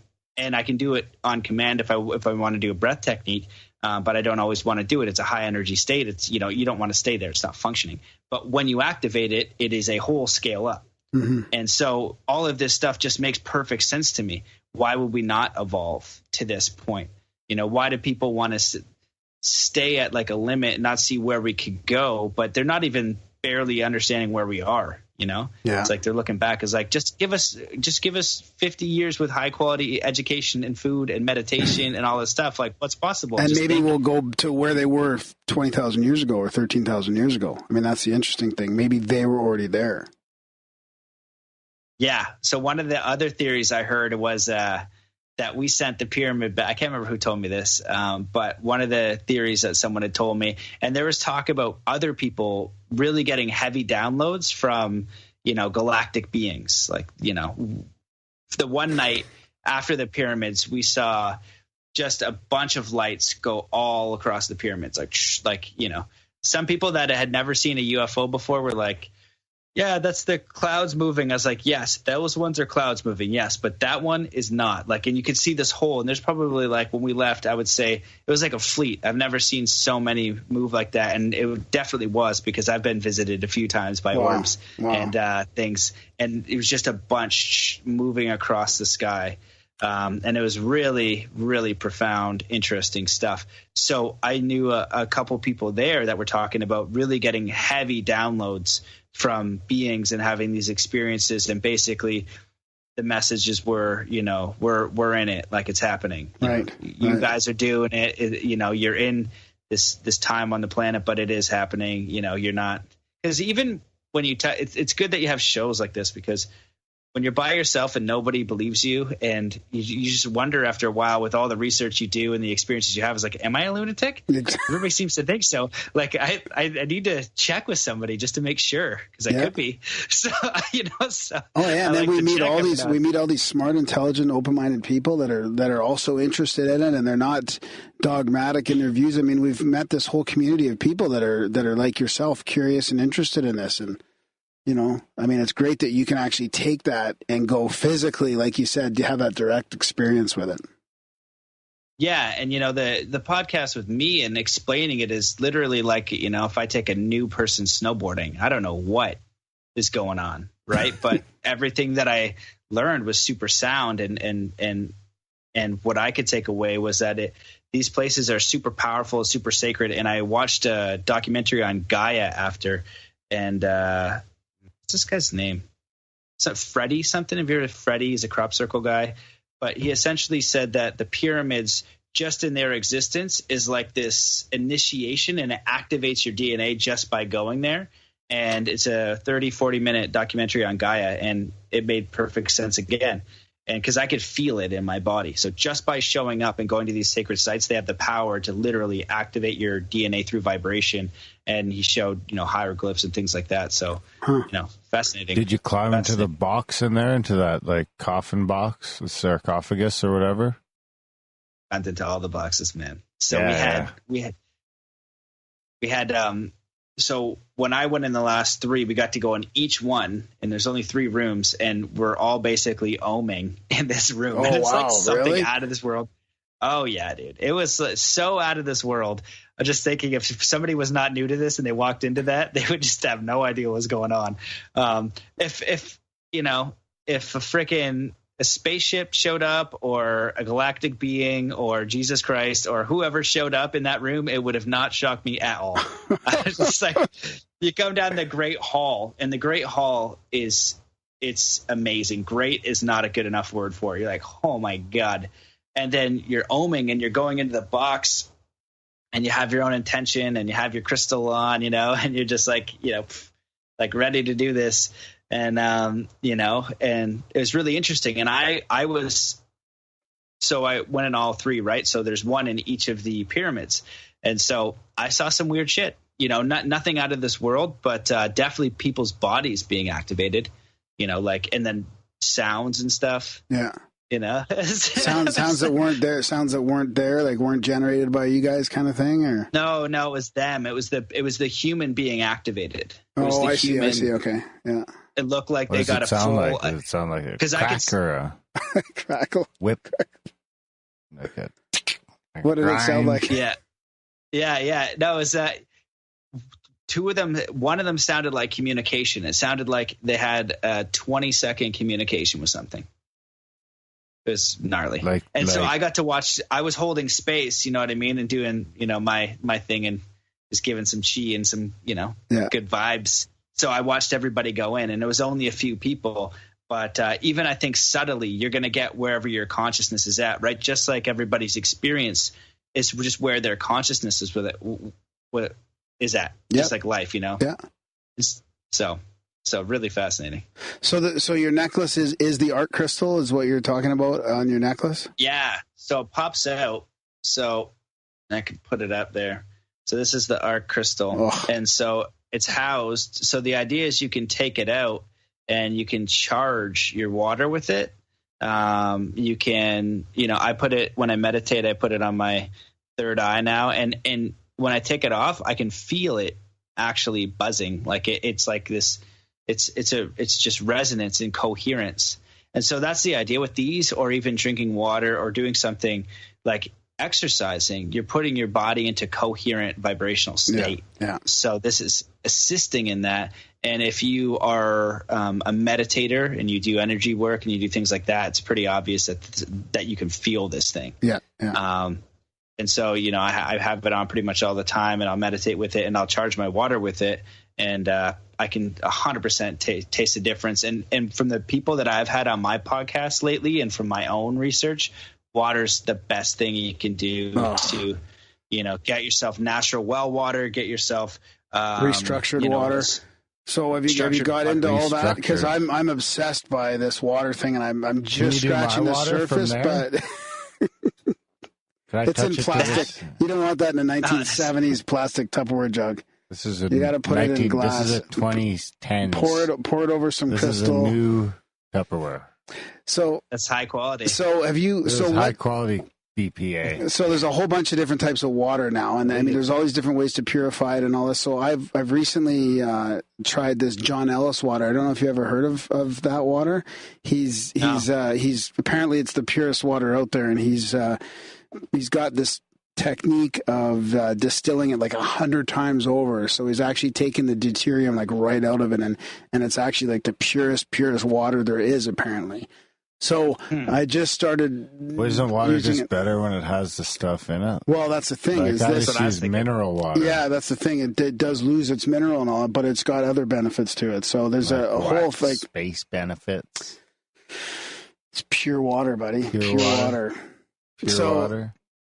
So I'd love to know what you think about it one day, because so I've been thinking about that, like getting I have the Santivia water filter, and I'm thinking about restructuring it, pouring it through crystals, and getting it through the get a bit of sunlight or whatever. I mean, it is a fascinating topic, and it's but I don't know, like, if this stuff it's distilled to the point where it's dead yet it's pure. Does it need remineralizing and then restructuring, or it's fascinating. Sounds like trouble. Yeah.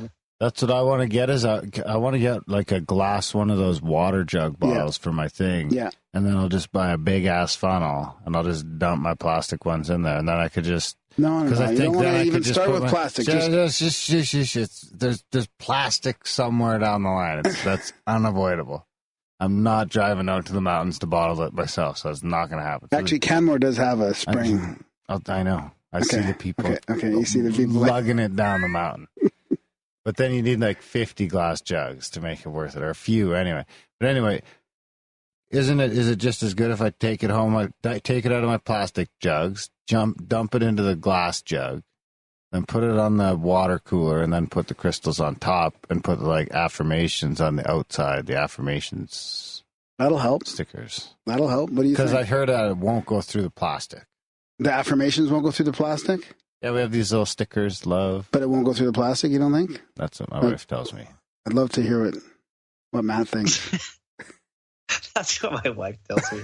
Well, she's my wife's no slouch. Yeah, no, she's got like a crystal ticket. She went to crystal school, and crystal she's like, healing and stuff. Yeah, she's like doing a course on her moon cycles and things like that. Like, she's pretty switched on for sure. Yeah.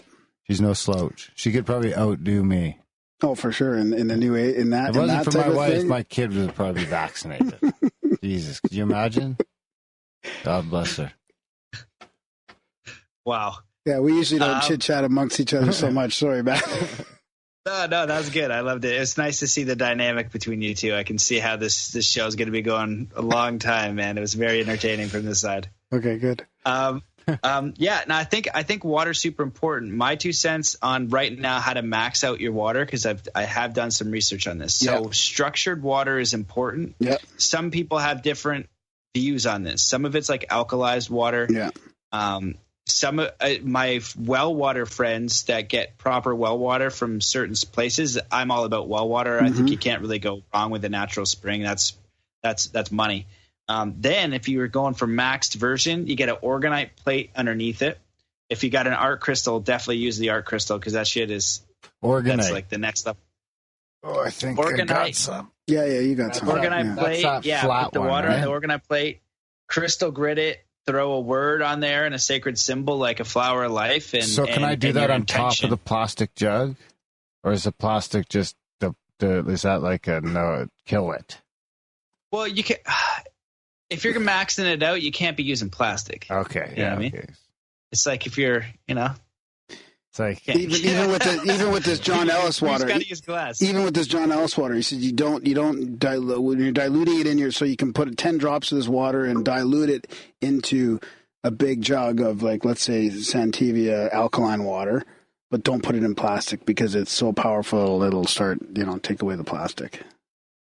Yeah, and I think we're going to get more research. I don't know what the best is yet, but I do know that Walber Pinto is working on structured water. It's one of his things, and I've heard of a lot of other people working on it too. Yeah, and his device sucks it out of the atmosphere and creates clean water, and then he mineralizes it and structures it. Oh wow, that's fascinating. It's not like GMO. No. It's all natural. So the big question for me on the water, the big question for me on the water is the guy who figured out the water thing back in now I'm gonna forget his name. He was working in nature and he realized that the water thrives under cold and dark environments. So there's the contradiction between that and the new research that talks about energizing your water with sunlight. So that's the reconciliation that I can't really do it myself. Now I'm trying to remember the original guy. It was like back in the 1800s, I think a Russian guy or something that did all this. Saying cold? Yeah, talking about it being. Well, I know the yogis are all about not having it cold because your body is at a certain temperature, so you don't want to drink cold water. That's their thing. Some of them, anyways. I've heard that. Yeah. I think sunlight's great, and I had this girl that's probably going to come on the podcast soon. She contacted me over water, and she's on this Appalachian Spring, and she's basically gone down the water rabbit hole really hard, and her delivery is intense right now, and she's an awesome lady. It's just like, hold on, it's a lot of information. Like, let's sift through this so I can kind of figure it out. Yeah. But one of the things she told me to do was to play the sound of the sun. Because I was like, what can I do right now? If I can't access your super spring water, what can I do? She's like, play the sound of the sun from NASA. So I have been doing that too. Wow. So now I do water. Yeah, I do water ceremony now. What's the sun sound like? There's a NASA. It's like a planet. I don't know. And I don't even know if it's the right sun or whatever. Like I'm just hopefully YouTube is hooking me up. I don't know. I'll give it a shot though. And that's the thing, right? I just test it.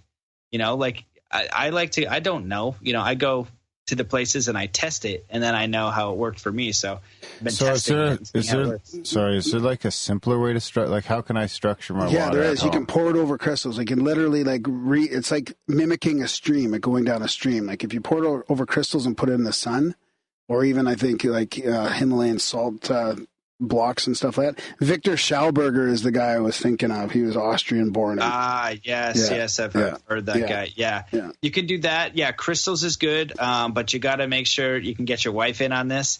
That you got to cleanse your crystals, right? Because they pick up on thought and energy. So my wife is constantly cleansing the crystals. Yeah, exactly. Yeah, exactly. She's living with you. You need lots of selenite, right? Because you don't have to cleanse it. So there's lots of Did you know that she's cleansing it specifically because of you? I got a pretty good idea. There's a big sign on the door that says "Take responsibility for the energy you bring into this space," and I'm pretty sure it's directed at me. But they go out in the full moon, and then she's always burning the sage and smudging. That's good. Yeah, they're good to go. There's water bottles too that hold crystals, but if you can hold crystals underneath and get a organite plate, get a big jug. If you have a house that you live in, you should have a proper glass jug that's maxed out, that's on an organite plate because the energy's coming up and charging it. Crystal grid that thing. That's your sacred altar. I'll take away your water for a week. Then how sacred does water become? Really sacred. Yeah. So that's how sacred it is all the time. We just forget that. Yeah. And so treat it that way, max it out. And the thing is too, just a simple thing. when I'm teaching sports psychology, peak performance, Zen or whatever, one of the thoughts is just, your intention. The more, wherever you focus, you're going to get more of it, right? So every time you go to water, and it's a sacred experience in whatever way, you connecting with yourself, you connecting with life, you connecting with spirit, you connecting with an intention. Well, you drink a lot of water every day. So it's these resets. And, when I'm learning about Zen, it took a while, like 5 years, but I'm getting in and I understand the concepts, but then things started to click more and more. I was like, okay, I got to be present 24 hours a day. How the fuck am I supposed to do that? Yeah. How are you supposed to plan? Yeah. It makes no sense. But one of the things I started to do was make myself triggers. And so water was one, eating was one, taking a piss was one, dressing was one, and the phone was another one. And every time that any of those things happened, and I added more along the way, whatever you do consistently, I'd come back to the present moment. I would just make sure. And over time, not that long, I became way, way more present. Yeah. And I still carry that level of skill now, and I can see, and then you see where people are, and so I know for me the difference. And so now, and you got to keep rechecking too, because social media got me, a little bit ago, because my work is on there, but I was like, darn it. Once you start going for work, then all of a sudden you're now just going. And I'm like, why did you just turn on Facebook? No browsing, no, nothing. And so it is a monkey, your mind. And so just a really powerful practice you can use with water. Yeah, that's great. And breath too. So what you do instead? So when you want to go on and scroll down the Twitter, you drink water instead?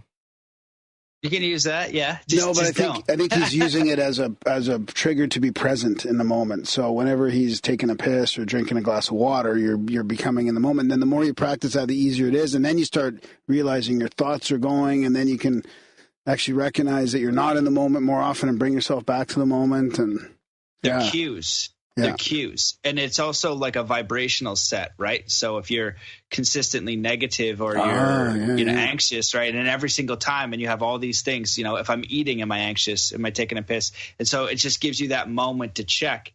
And so you can't stay in a funky vibration for too long, right? Without coming back.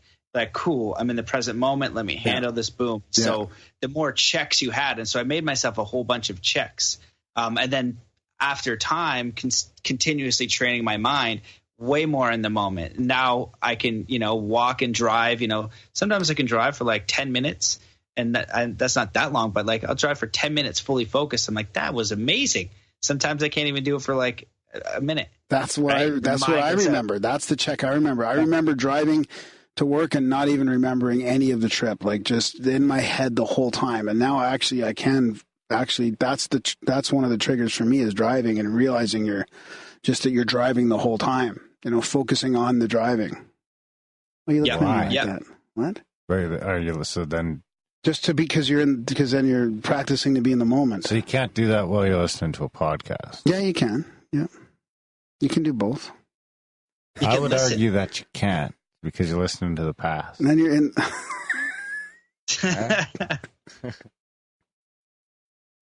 Right? What if it was live? Focus, and we want people to listen to the podcast. So even if it's a good idea, I'm not even. It's So, what are some other tricks for like the Zen athlete part is fascinating to me too, because I've played you had talked about skateboarding and snowboarding, and I went from hockey, skating, and I transitioned to skiing more. It was a natural thing for me, keeping the legs apart and all that. And but playing hockey and realizing that, like, for me to score in a breakaway, it's better that I'm not thinking about it, right? But I do need a certain amount of skill to become to get that flow state. But it's really fascinating to me how, when something happens naturally without thinking about it, it kind of blows me away how you do something and it's when you're in that flow state. So I've been in the flow state, but I'm not always there. But you have this confidence that like you're not even questioning whether you're going to succeed or not. You just know you're going to succeed. That's to me like what the flow state is like. So how do you train people to get into that state? Or is there tricks that you can do that, just like your trigger thing, where it can help me get in that state quicker. Yeah. So there's lots of stuff you can do. And the flow state, like anything else, is earned. So there's the stages of learning is unconscious incompetence. You don't even know you can't do it, right? Yeah. The trick hasn't been invented, or you don't even know tennis exists. And then you're like, oh, tennis exists. And you're like, oh shit, I suck at tennis. Then there's, unconscious incompetence and conscious incompetence you're trying, then conscious competence, then unconscious competence. So, for me doing a backflip on my snowboard, the first time I did it, I really had to think about it. I was like, I want to do this. I'm consciously incompetent. I can train for it. Then I landed one and I was like, heck yeah. And I can do it again, but I'm really conscious of it. Right. Cause but over time, then I become unconsciously competent. Now I haven't snowboarded in a year. I could go on a snowboard and land a backflip. No problem, because it's like hardwired. And so that flow state is earned. Now that's the thing is, I was talking to a friend today how biohacking and flow state and and earthing, I go through the process of being really pissed off for a minute or two, or maybe a full day. And then I drop it, because like earthing is just going outside, flow state is like, oh, the flow state. And they hype it up, and you have these people talking about it with like very little expertise and experience in it.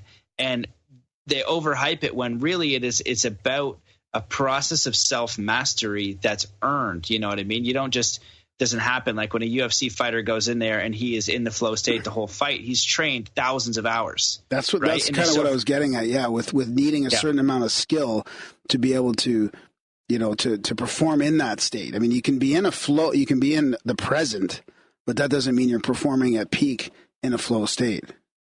Exactly. So there's tons of, then we get into what is the right stuff to do. And so for my philosophy with Zen Athlete, it's a guide to self-mastery. You don't need to be an athlete. If you're a human being and you want to be a better human being and you want to know how to achieve things in this world, get this book. It'll be as good or better than any personal development, law of attraction, magic sauce book that you can find, because it's the development of mind, body, spirit in the most effective practices that I've ever learned, studied, tried, experienced from trying to be a superhuman. And then it becomes simple, and then it's just actually applying those principles to your daily life and getting really clear. So, like to make it really clear, it's dedication, focus, meditation, visualization, belief, simulation, fitness and nutrition, goal setting. And then in the center is Zen. And the idea is to go through this process of life. So you get to go Zen life or whatever. That's the you being whole, happy, harmonious, full of self-love as you explore your capabilities as being a human. So it could be Zen golf. It could be Zen businessman. It could be Zen whatever. But you apply that strategy that a world-class athlete needs. It's a necessity. So to give you an example, one of my clients was a world-class motocross rider, and he fell on a front flip, and he gave me a call because I coached his homie, and he goes, hey man, I heard you're good. I fell on a front flip. I want to land a front flip. I was like, sweet. So we had an hour coaching call, and his mental time is solid. I tweaked a few things, and I was like, look, bro, you don't have to read my book. You don't have to do any of my courses. You don't have to do shit. All you have to do is visualize, and because he was at the stage, he had all the other blocks. Visualize an hour a day. The trick that you want, it's going to take you about a week, and you'll know you can land it. So 2 weeks later, he lands the front flip. 2 weeks after that, he lands the world first front flip heel clicker on a motorcycle. 2 weeks after that, he lands the world's first front flip Superman without practicing it one time. He went from going around in schools speaking to youth to landing it first try because he programmed it in our minds. Yep. And that's how powerful our minds are. So these are like the simple disciplines. So you take that out, and I was like, hey, man, it doesn't matter what you plug in.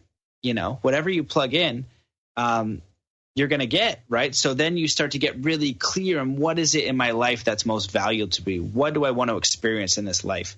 And you use the same fundamentals, boom, boom, boom, boom. and you can isolate it. You can go back and look at your result and why you're not getting it.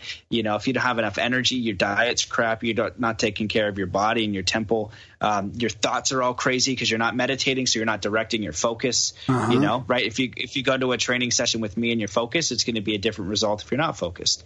So do you believe you can do it? You know, do you not believe you can do it? Are you dedicated to doing it, or do you kind of want to do it? Are you going to give up in a week? You know?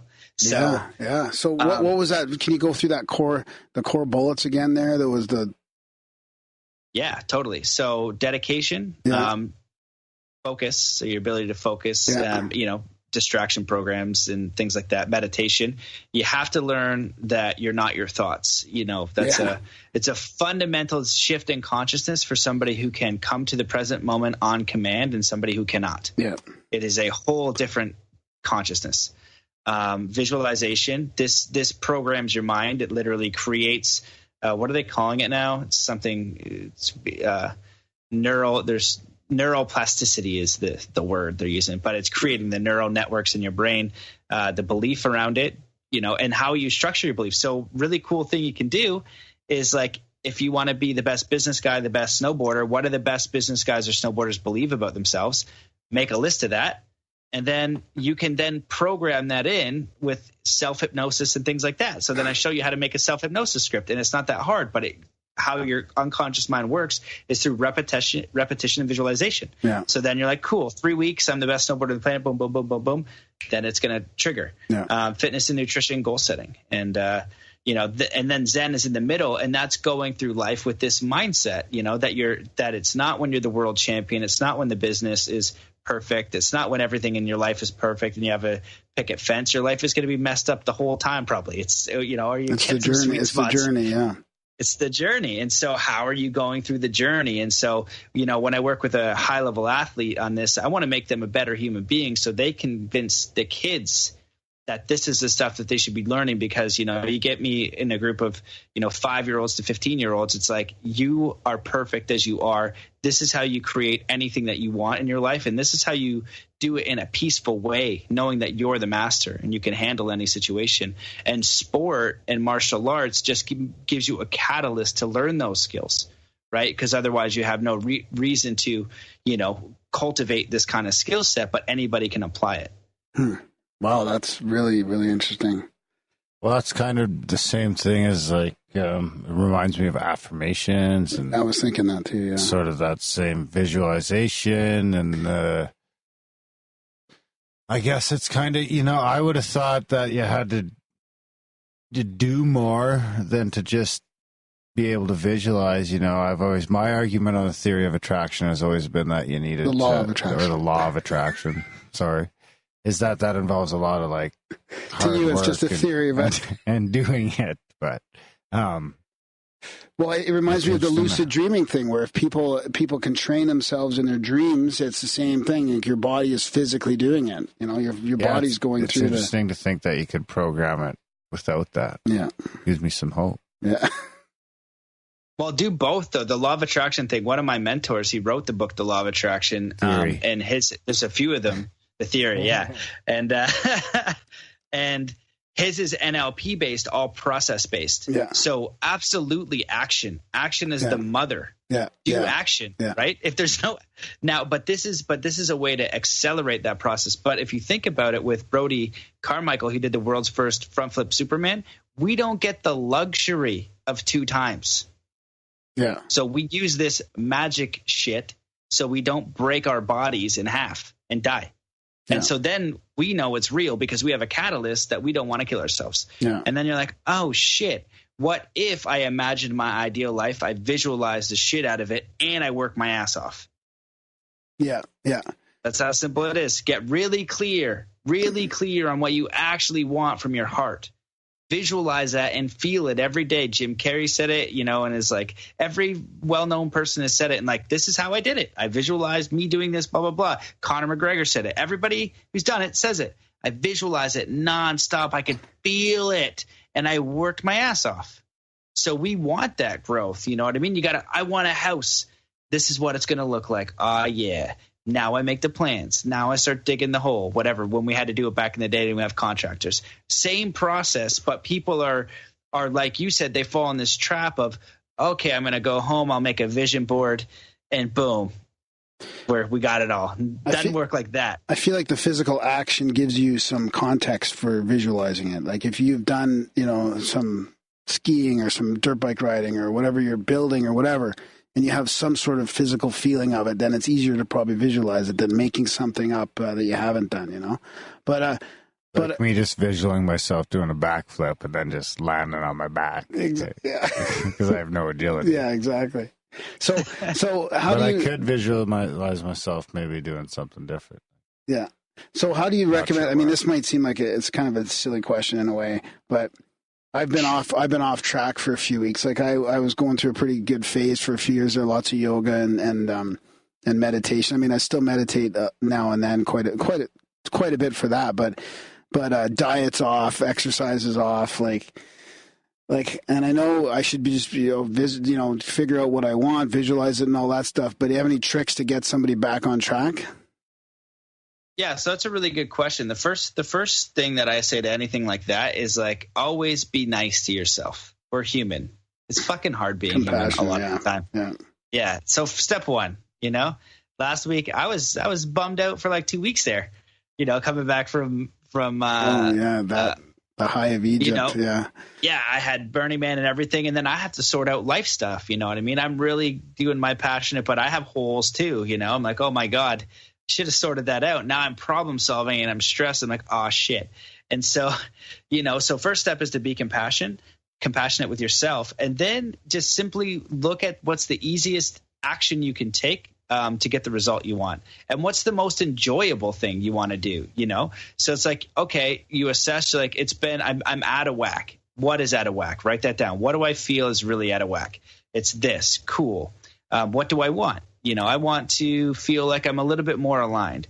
What would make me feel that way? If I just did some physical activity tomorrow, just a jog, and then boom, you do that one action to set the energy in motion. Because sometimes we're it's the vegan diet and it's this perfect thing, and then it's yoga at 2, and then and everything is cool and no life happens. It's cool, just do the one thing because life happened, and so you start to push that energy back, and it's the recognition is the first thing. Yeah. Because we go through phases, right? And that's why even UFC fighters, Olympic fighters, athletes, they need to take a break because it's intense trying to be perfect and doing it. A lot of people I know about in diet realm, right? It's vegan is the way and this and that. And I'm all for ethical, awareness of food and not killing animals. I was a vegetarian for a long time. Now I've been eating meat a little bit, and now I'm going to probably go back to vegetarian, but it's conscious consumption. But so many vegans that I know went back to eating meat, and they only did it for 3 years, some of them 6 years. I know somebody who was vegan for 10 years and then has been eating meat for, another 10. So it's just their level of perfection was vegan for that time, and that's cool, but now it's different, and that's okay too. Do you know what I mean? It's stuff changes just consistently. If you feel an integrity, you're doing cool, you're doing okay. And if you feel out of integrity, just question that gently within yourself, and then start making actions to put yourself back in integrity. Well, I've really noticed through some stress over the last few weeks, just eating emotional eating, not giving a fuck anymore about the diet. I was trying to, cut out wheat and all that. Now it's just my diet's the shit and my exercise off. And I'm actually feeling normally I can't really feel much no matter what I eat or how much exercise I get. But now I'm feeling a cognitive decline from my diet and lack of exercise. I'm actually feeling my memory's off, my cognition's off, which is interesting. What? Lack of sleep. Yeah. So it's really interesting to go through a phase of a few weeks and actually feel the effects, because rarely can I feel that. Well, you know what a really good one is? I was actually going to say, if you commit to it, it's just a 2-day fast. If you've ever done one, I can't get past 20. I can't get past 28 hours or so, 24 hours. Dude, so it's not even that hard.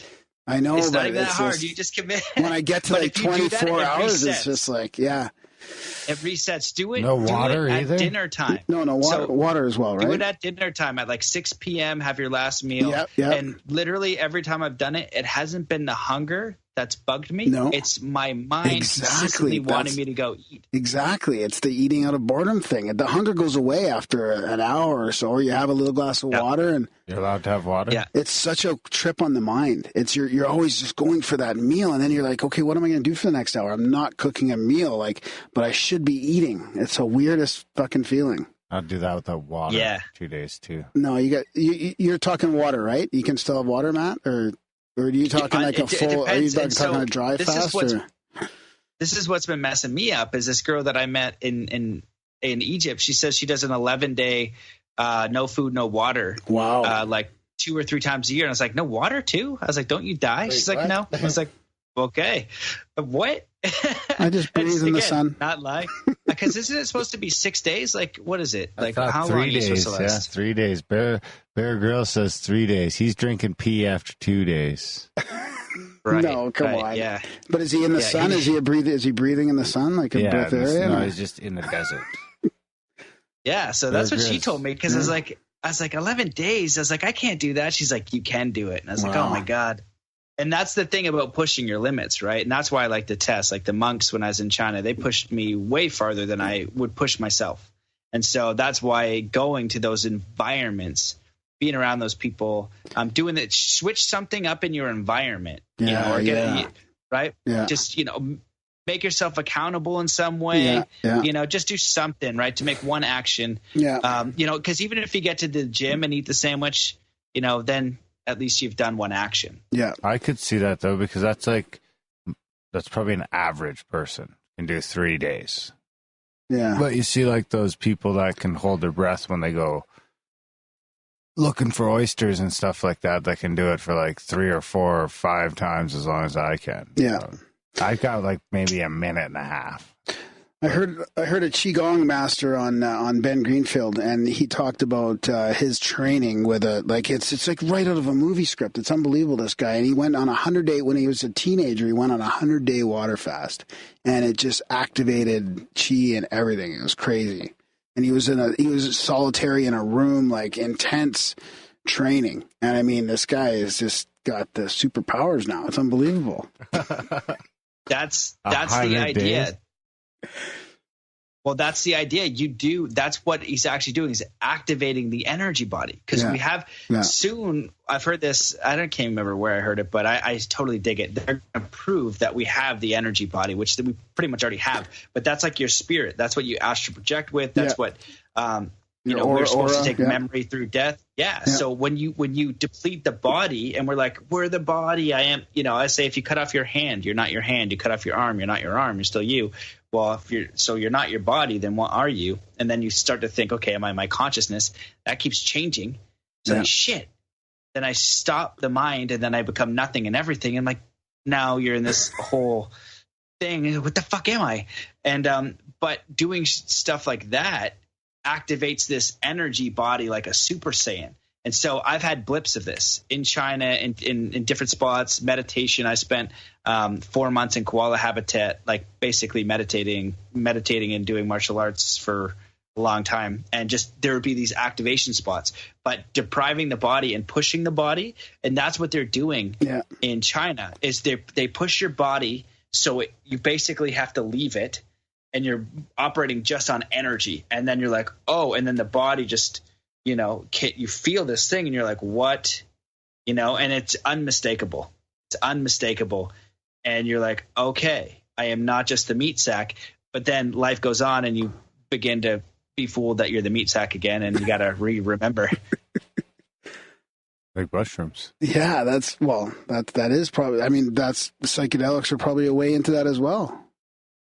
Yes, 100%. Psychedelics.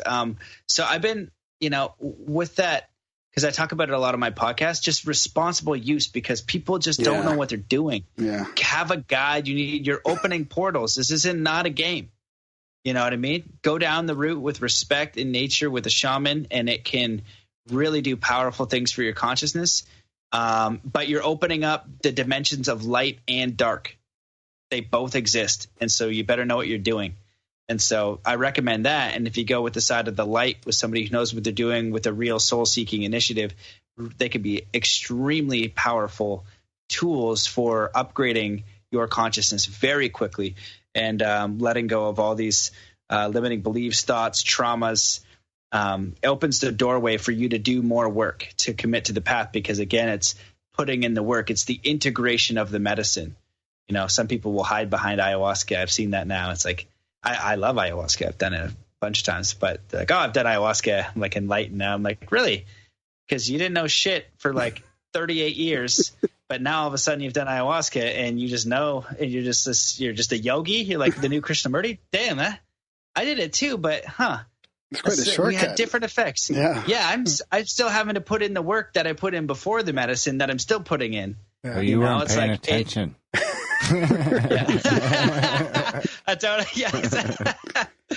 I totally missed the boat. So talk more about your podcast before we forget about that and lose the chance.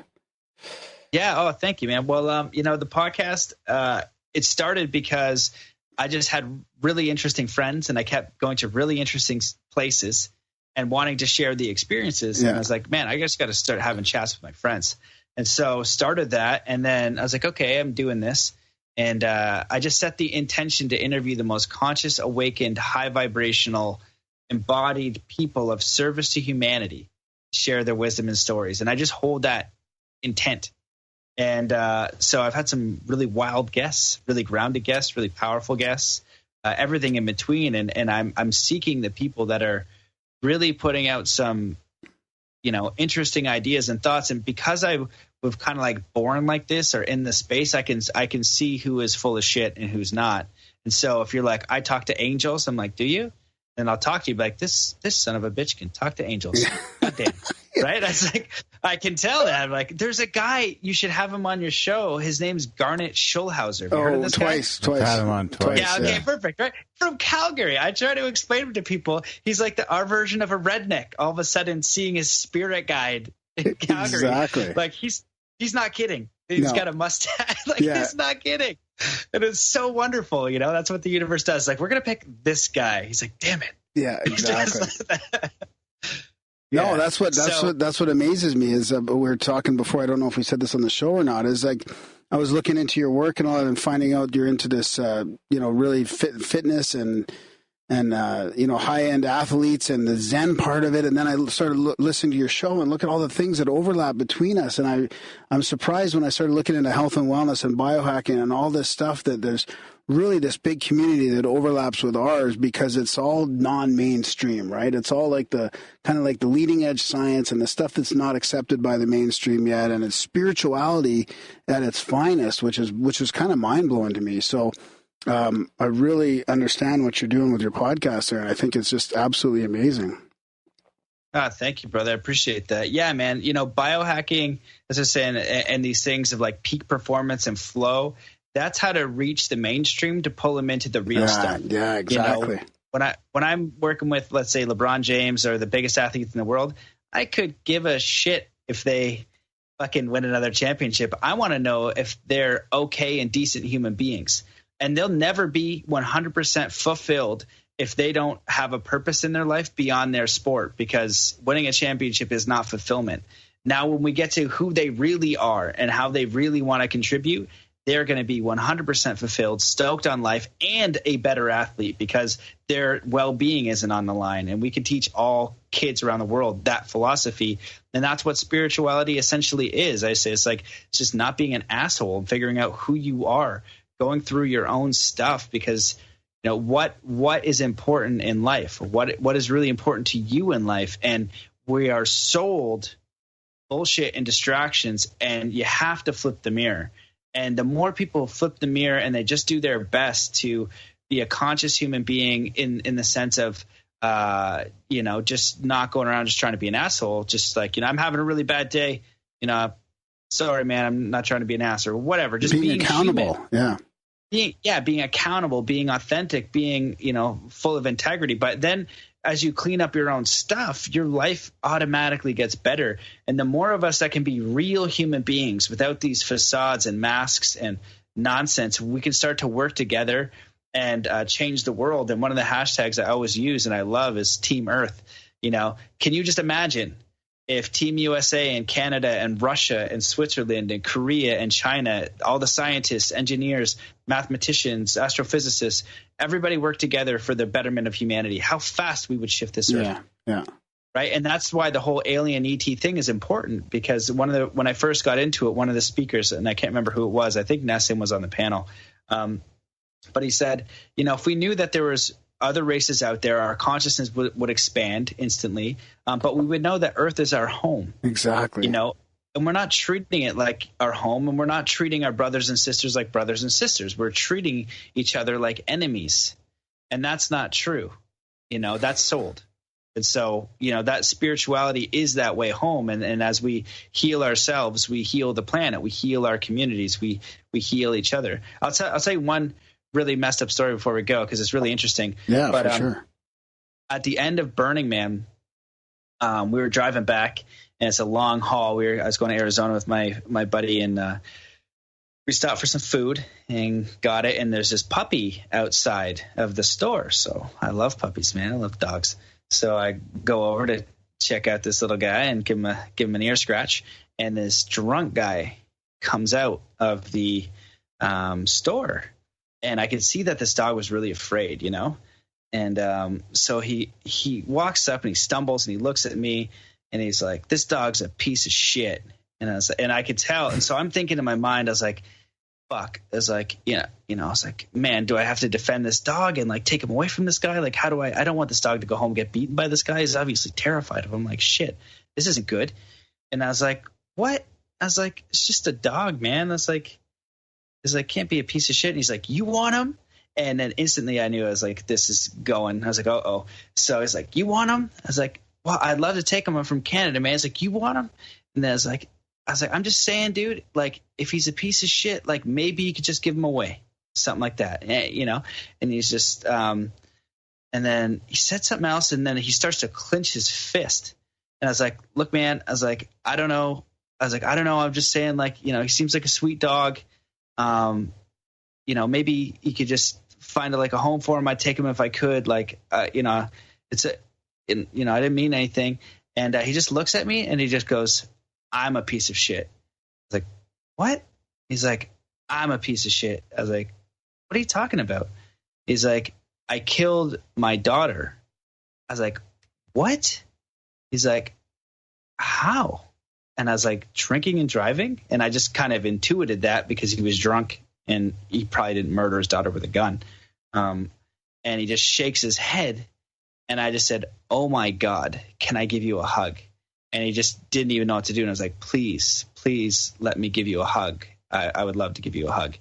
And I just give him this huge hug. And this guy just starts crying. And, you know, and then basically we talked for like 30 minutes. And I told him, I gave him my number. I said, I'm in Canada. If I can help him, he's not alone. I know you can't see any way out of this. But he had been in jail for like 8 years. And it was the fucking anniversary of his daughter's death, and he was drinking. And 2 of his friends called. I answered the phone with his friends. Obviously, you want to drown that shit out. I can't imagine how traumatizing that is. But that, to me, is what, you know, spirituality is. It's literally just doing your best to be a good human being, especially when it's a messed up situation. That's when you practice it. You know what I mean? It's not when someone says, "Hi, you're the best, and I love you." It's like, thanks. It's like, "Hey, Hong Kong, you're an ass," and then you don't flip the bird and chuck a Coke can at him. It's just calm down. Yeah, okay, buddy. I get it. Yeah. So, you know, it just shows you that awareness. You never know what's going on. Like, how the heck could I have possibly known it was the anniversary of his daughter's death, and how much that could have helped just being as kind as I could have in that situation. So a little bit more kindness towards ourselves, a little bit more kindness towards our communities, a little bit more kindness and compassion for things we don't understand. And that's how we change the world, man. And we can do that within a generation too, when this just becomes normal thinking. And this isn't weird or strange or spiritual. It's just human. And we operate on that fundamental. Yeah. Just being present for the guy, even just listening to him, you know, just being there and not just ignoring him and, you know, walking away. Yeah. Yep. Yep, exactly. And the other thing I wanted to say there is it's amazing with the probably the guests that you've had on. I bet you find the same thing with these people that you're talking about, high vibration people, and that are at service to humanity. And I bet you a lot of these people might seem out there and crazy to people, but I bet you they're the most grounded people that you meet. That's like, it's one of the conundrums I find that they're probably accountable and looking at themselves and very grounded, and yet they're out there. That might seem like they're out there crazy to people, Yeah, well, I'm pretty sure it's Terrence McKenna that said there's a certain amount of insanity it takes to live in an insane world, or to be an individual in an insane world. You guys know that quote? Yeah. Something along those lines. Yeah, and it's true though, because it's conditioning, and that was one of the big things I studied was persuasion and conditioning and consciousness, and hypnosis. I know all types of hypnosis. It's the same shit, but the mind can be hypnotized and boxed. And that's what our education did. That's what our media does. That's what, like TV shows do. And that's why people are stuck in this, because they believe it and they don't know how to get out of it. They don't know how to act another way. And so the people who got out, they got out by going in. They went backwards and they figured out, oh, this is what I've been sold is actually horseshit. And so for the people to accept that, they have to accept that what they believed is not true. And so once your neural net and NLP gets so big, it's really hard to let that go. Same with the religious one. I have a family that's religious, and, a good friend of mine that I grew up with. And I was like, dude, like he said something about the Hebrews building the pyramid. I'm like, big miss. And like we opened it up. I was like, bro, you're an adult now, man. I was like, if anything that brings you closer to what you feel is a connection to God, awesome. I am really happy for that. But if you do a little bit of independent research, really open your mind, really want to take a look at what God is, you're going to find him. But, this story, there's a lot of holes in this story, dude. And you have the information at your hands now to look at, and so that's it. Right. But for him to let that go, he had the most, his family was the most intense, and that's why. And I was like, and that's what I said to him. I was like, don't you think that that's odd that your family was the most religious and you're the only one of all of our friends that still go to church? I was like, you don't see a correlation there, and so all these spiritual people that I've podcast, not one of them has been religious.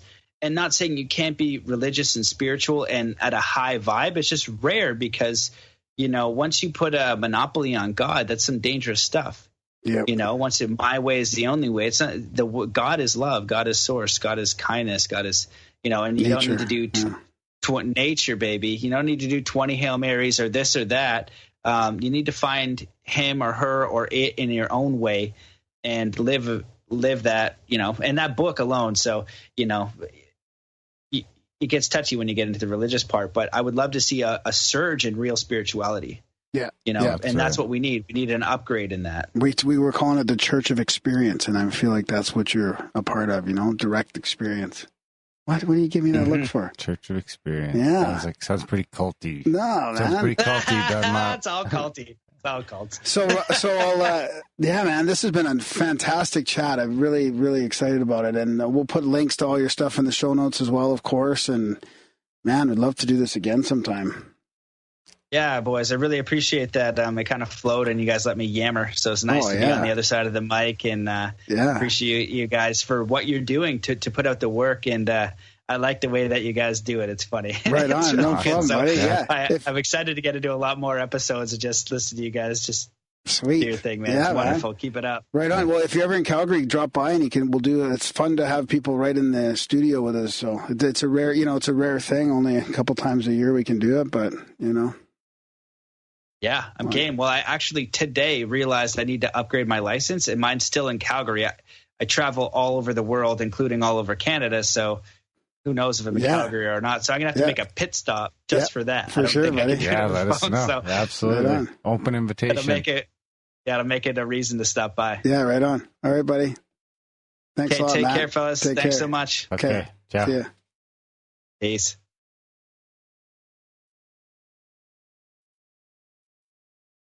And that was a chat with Matt Belair. It was a fun one. What'd you think, buddy? Yeah, that was fantastic. One of my favorites.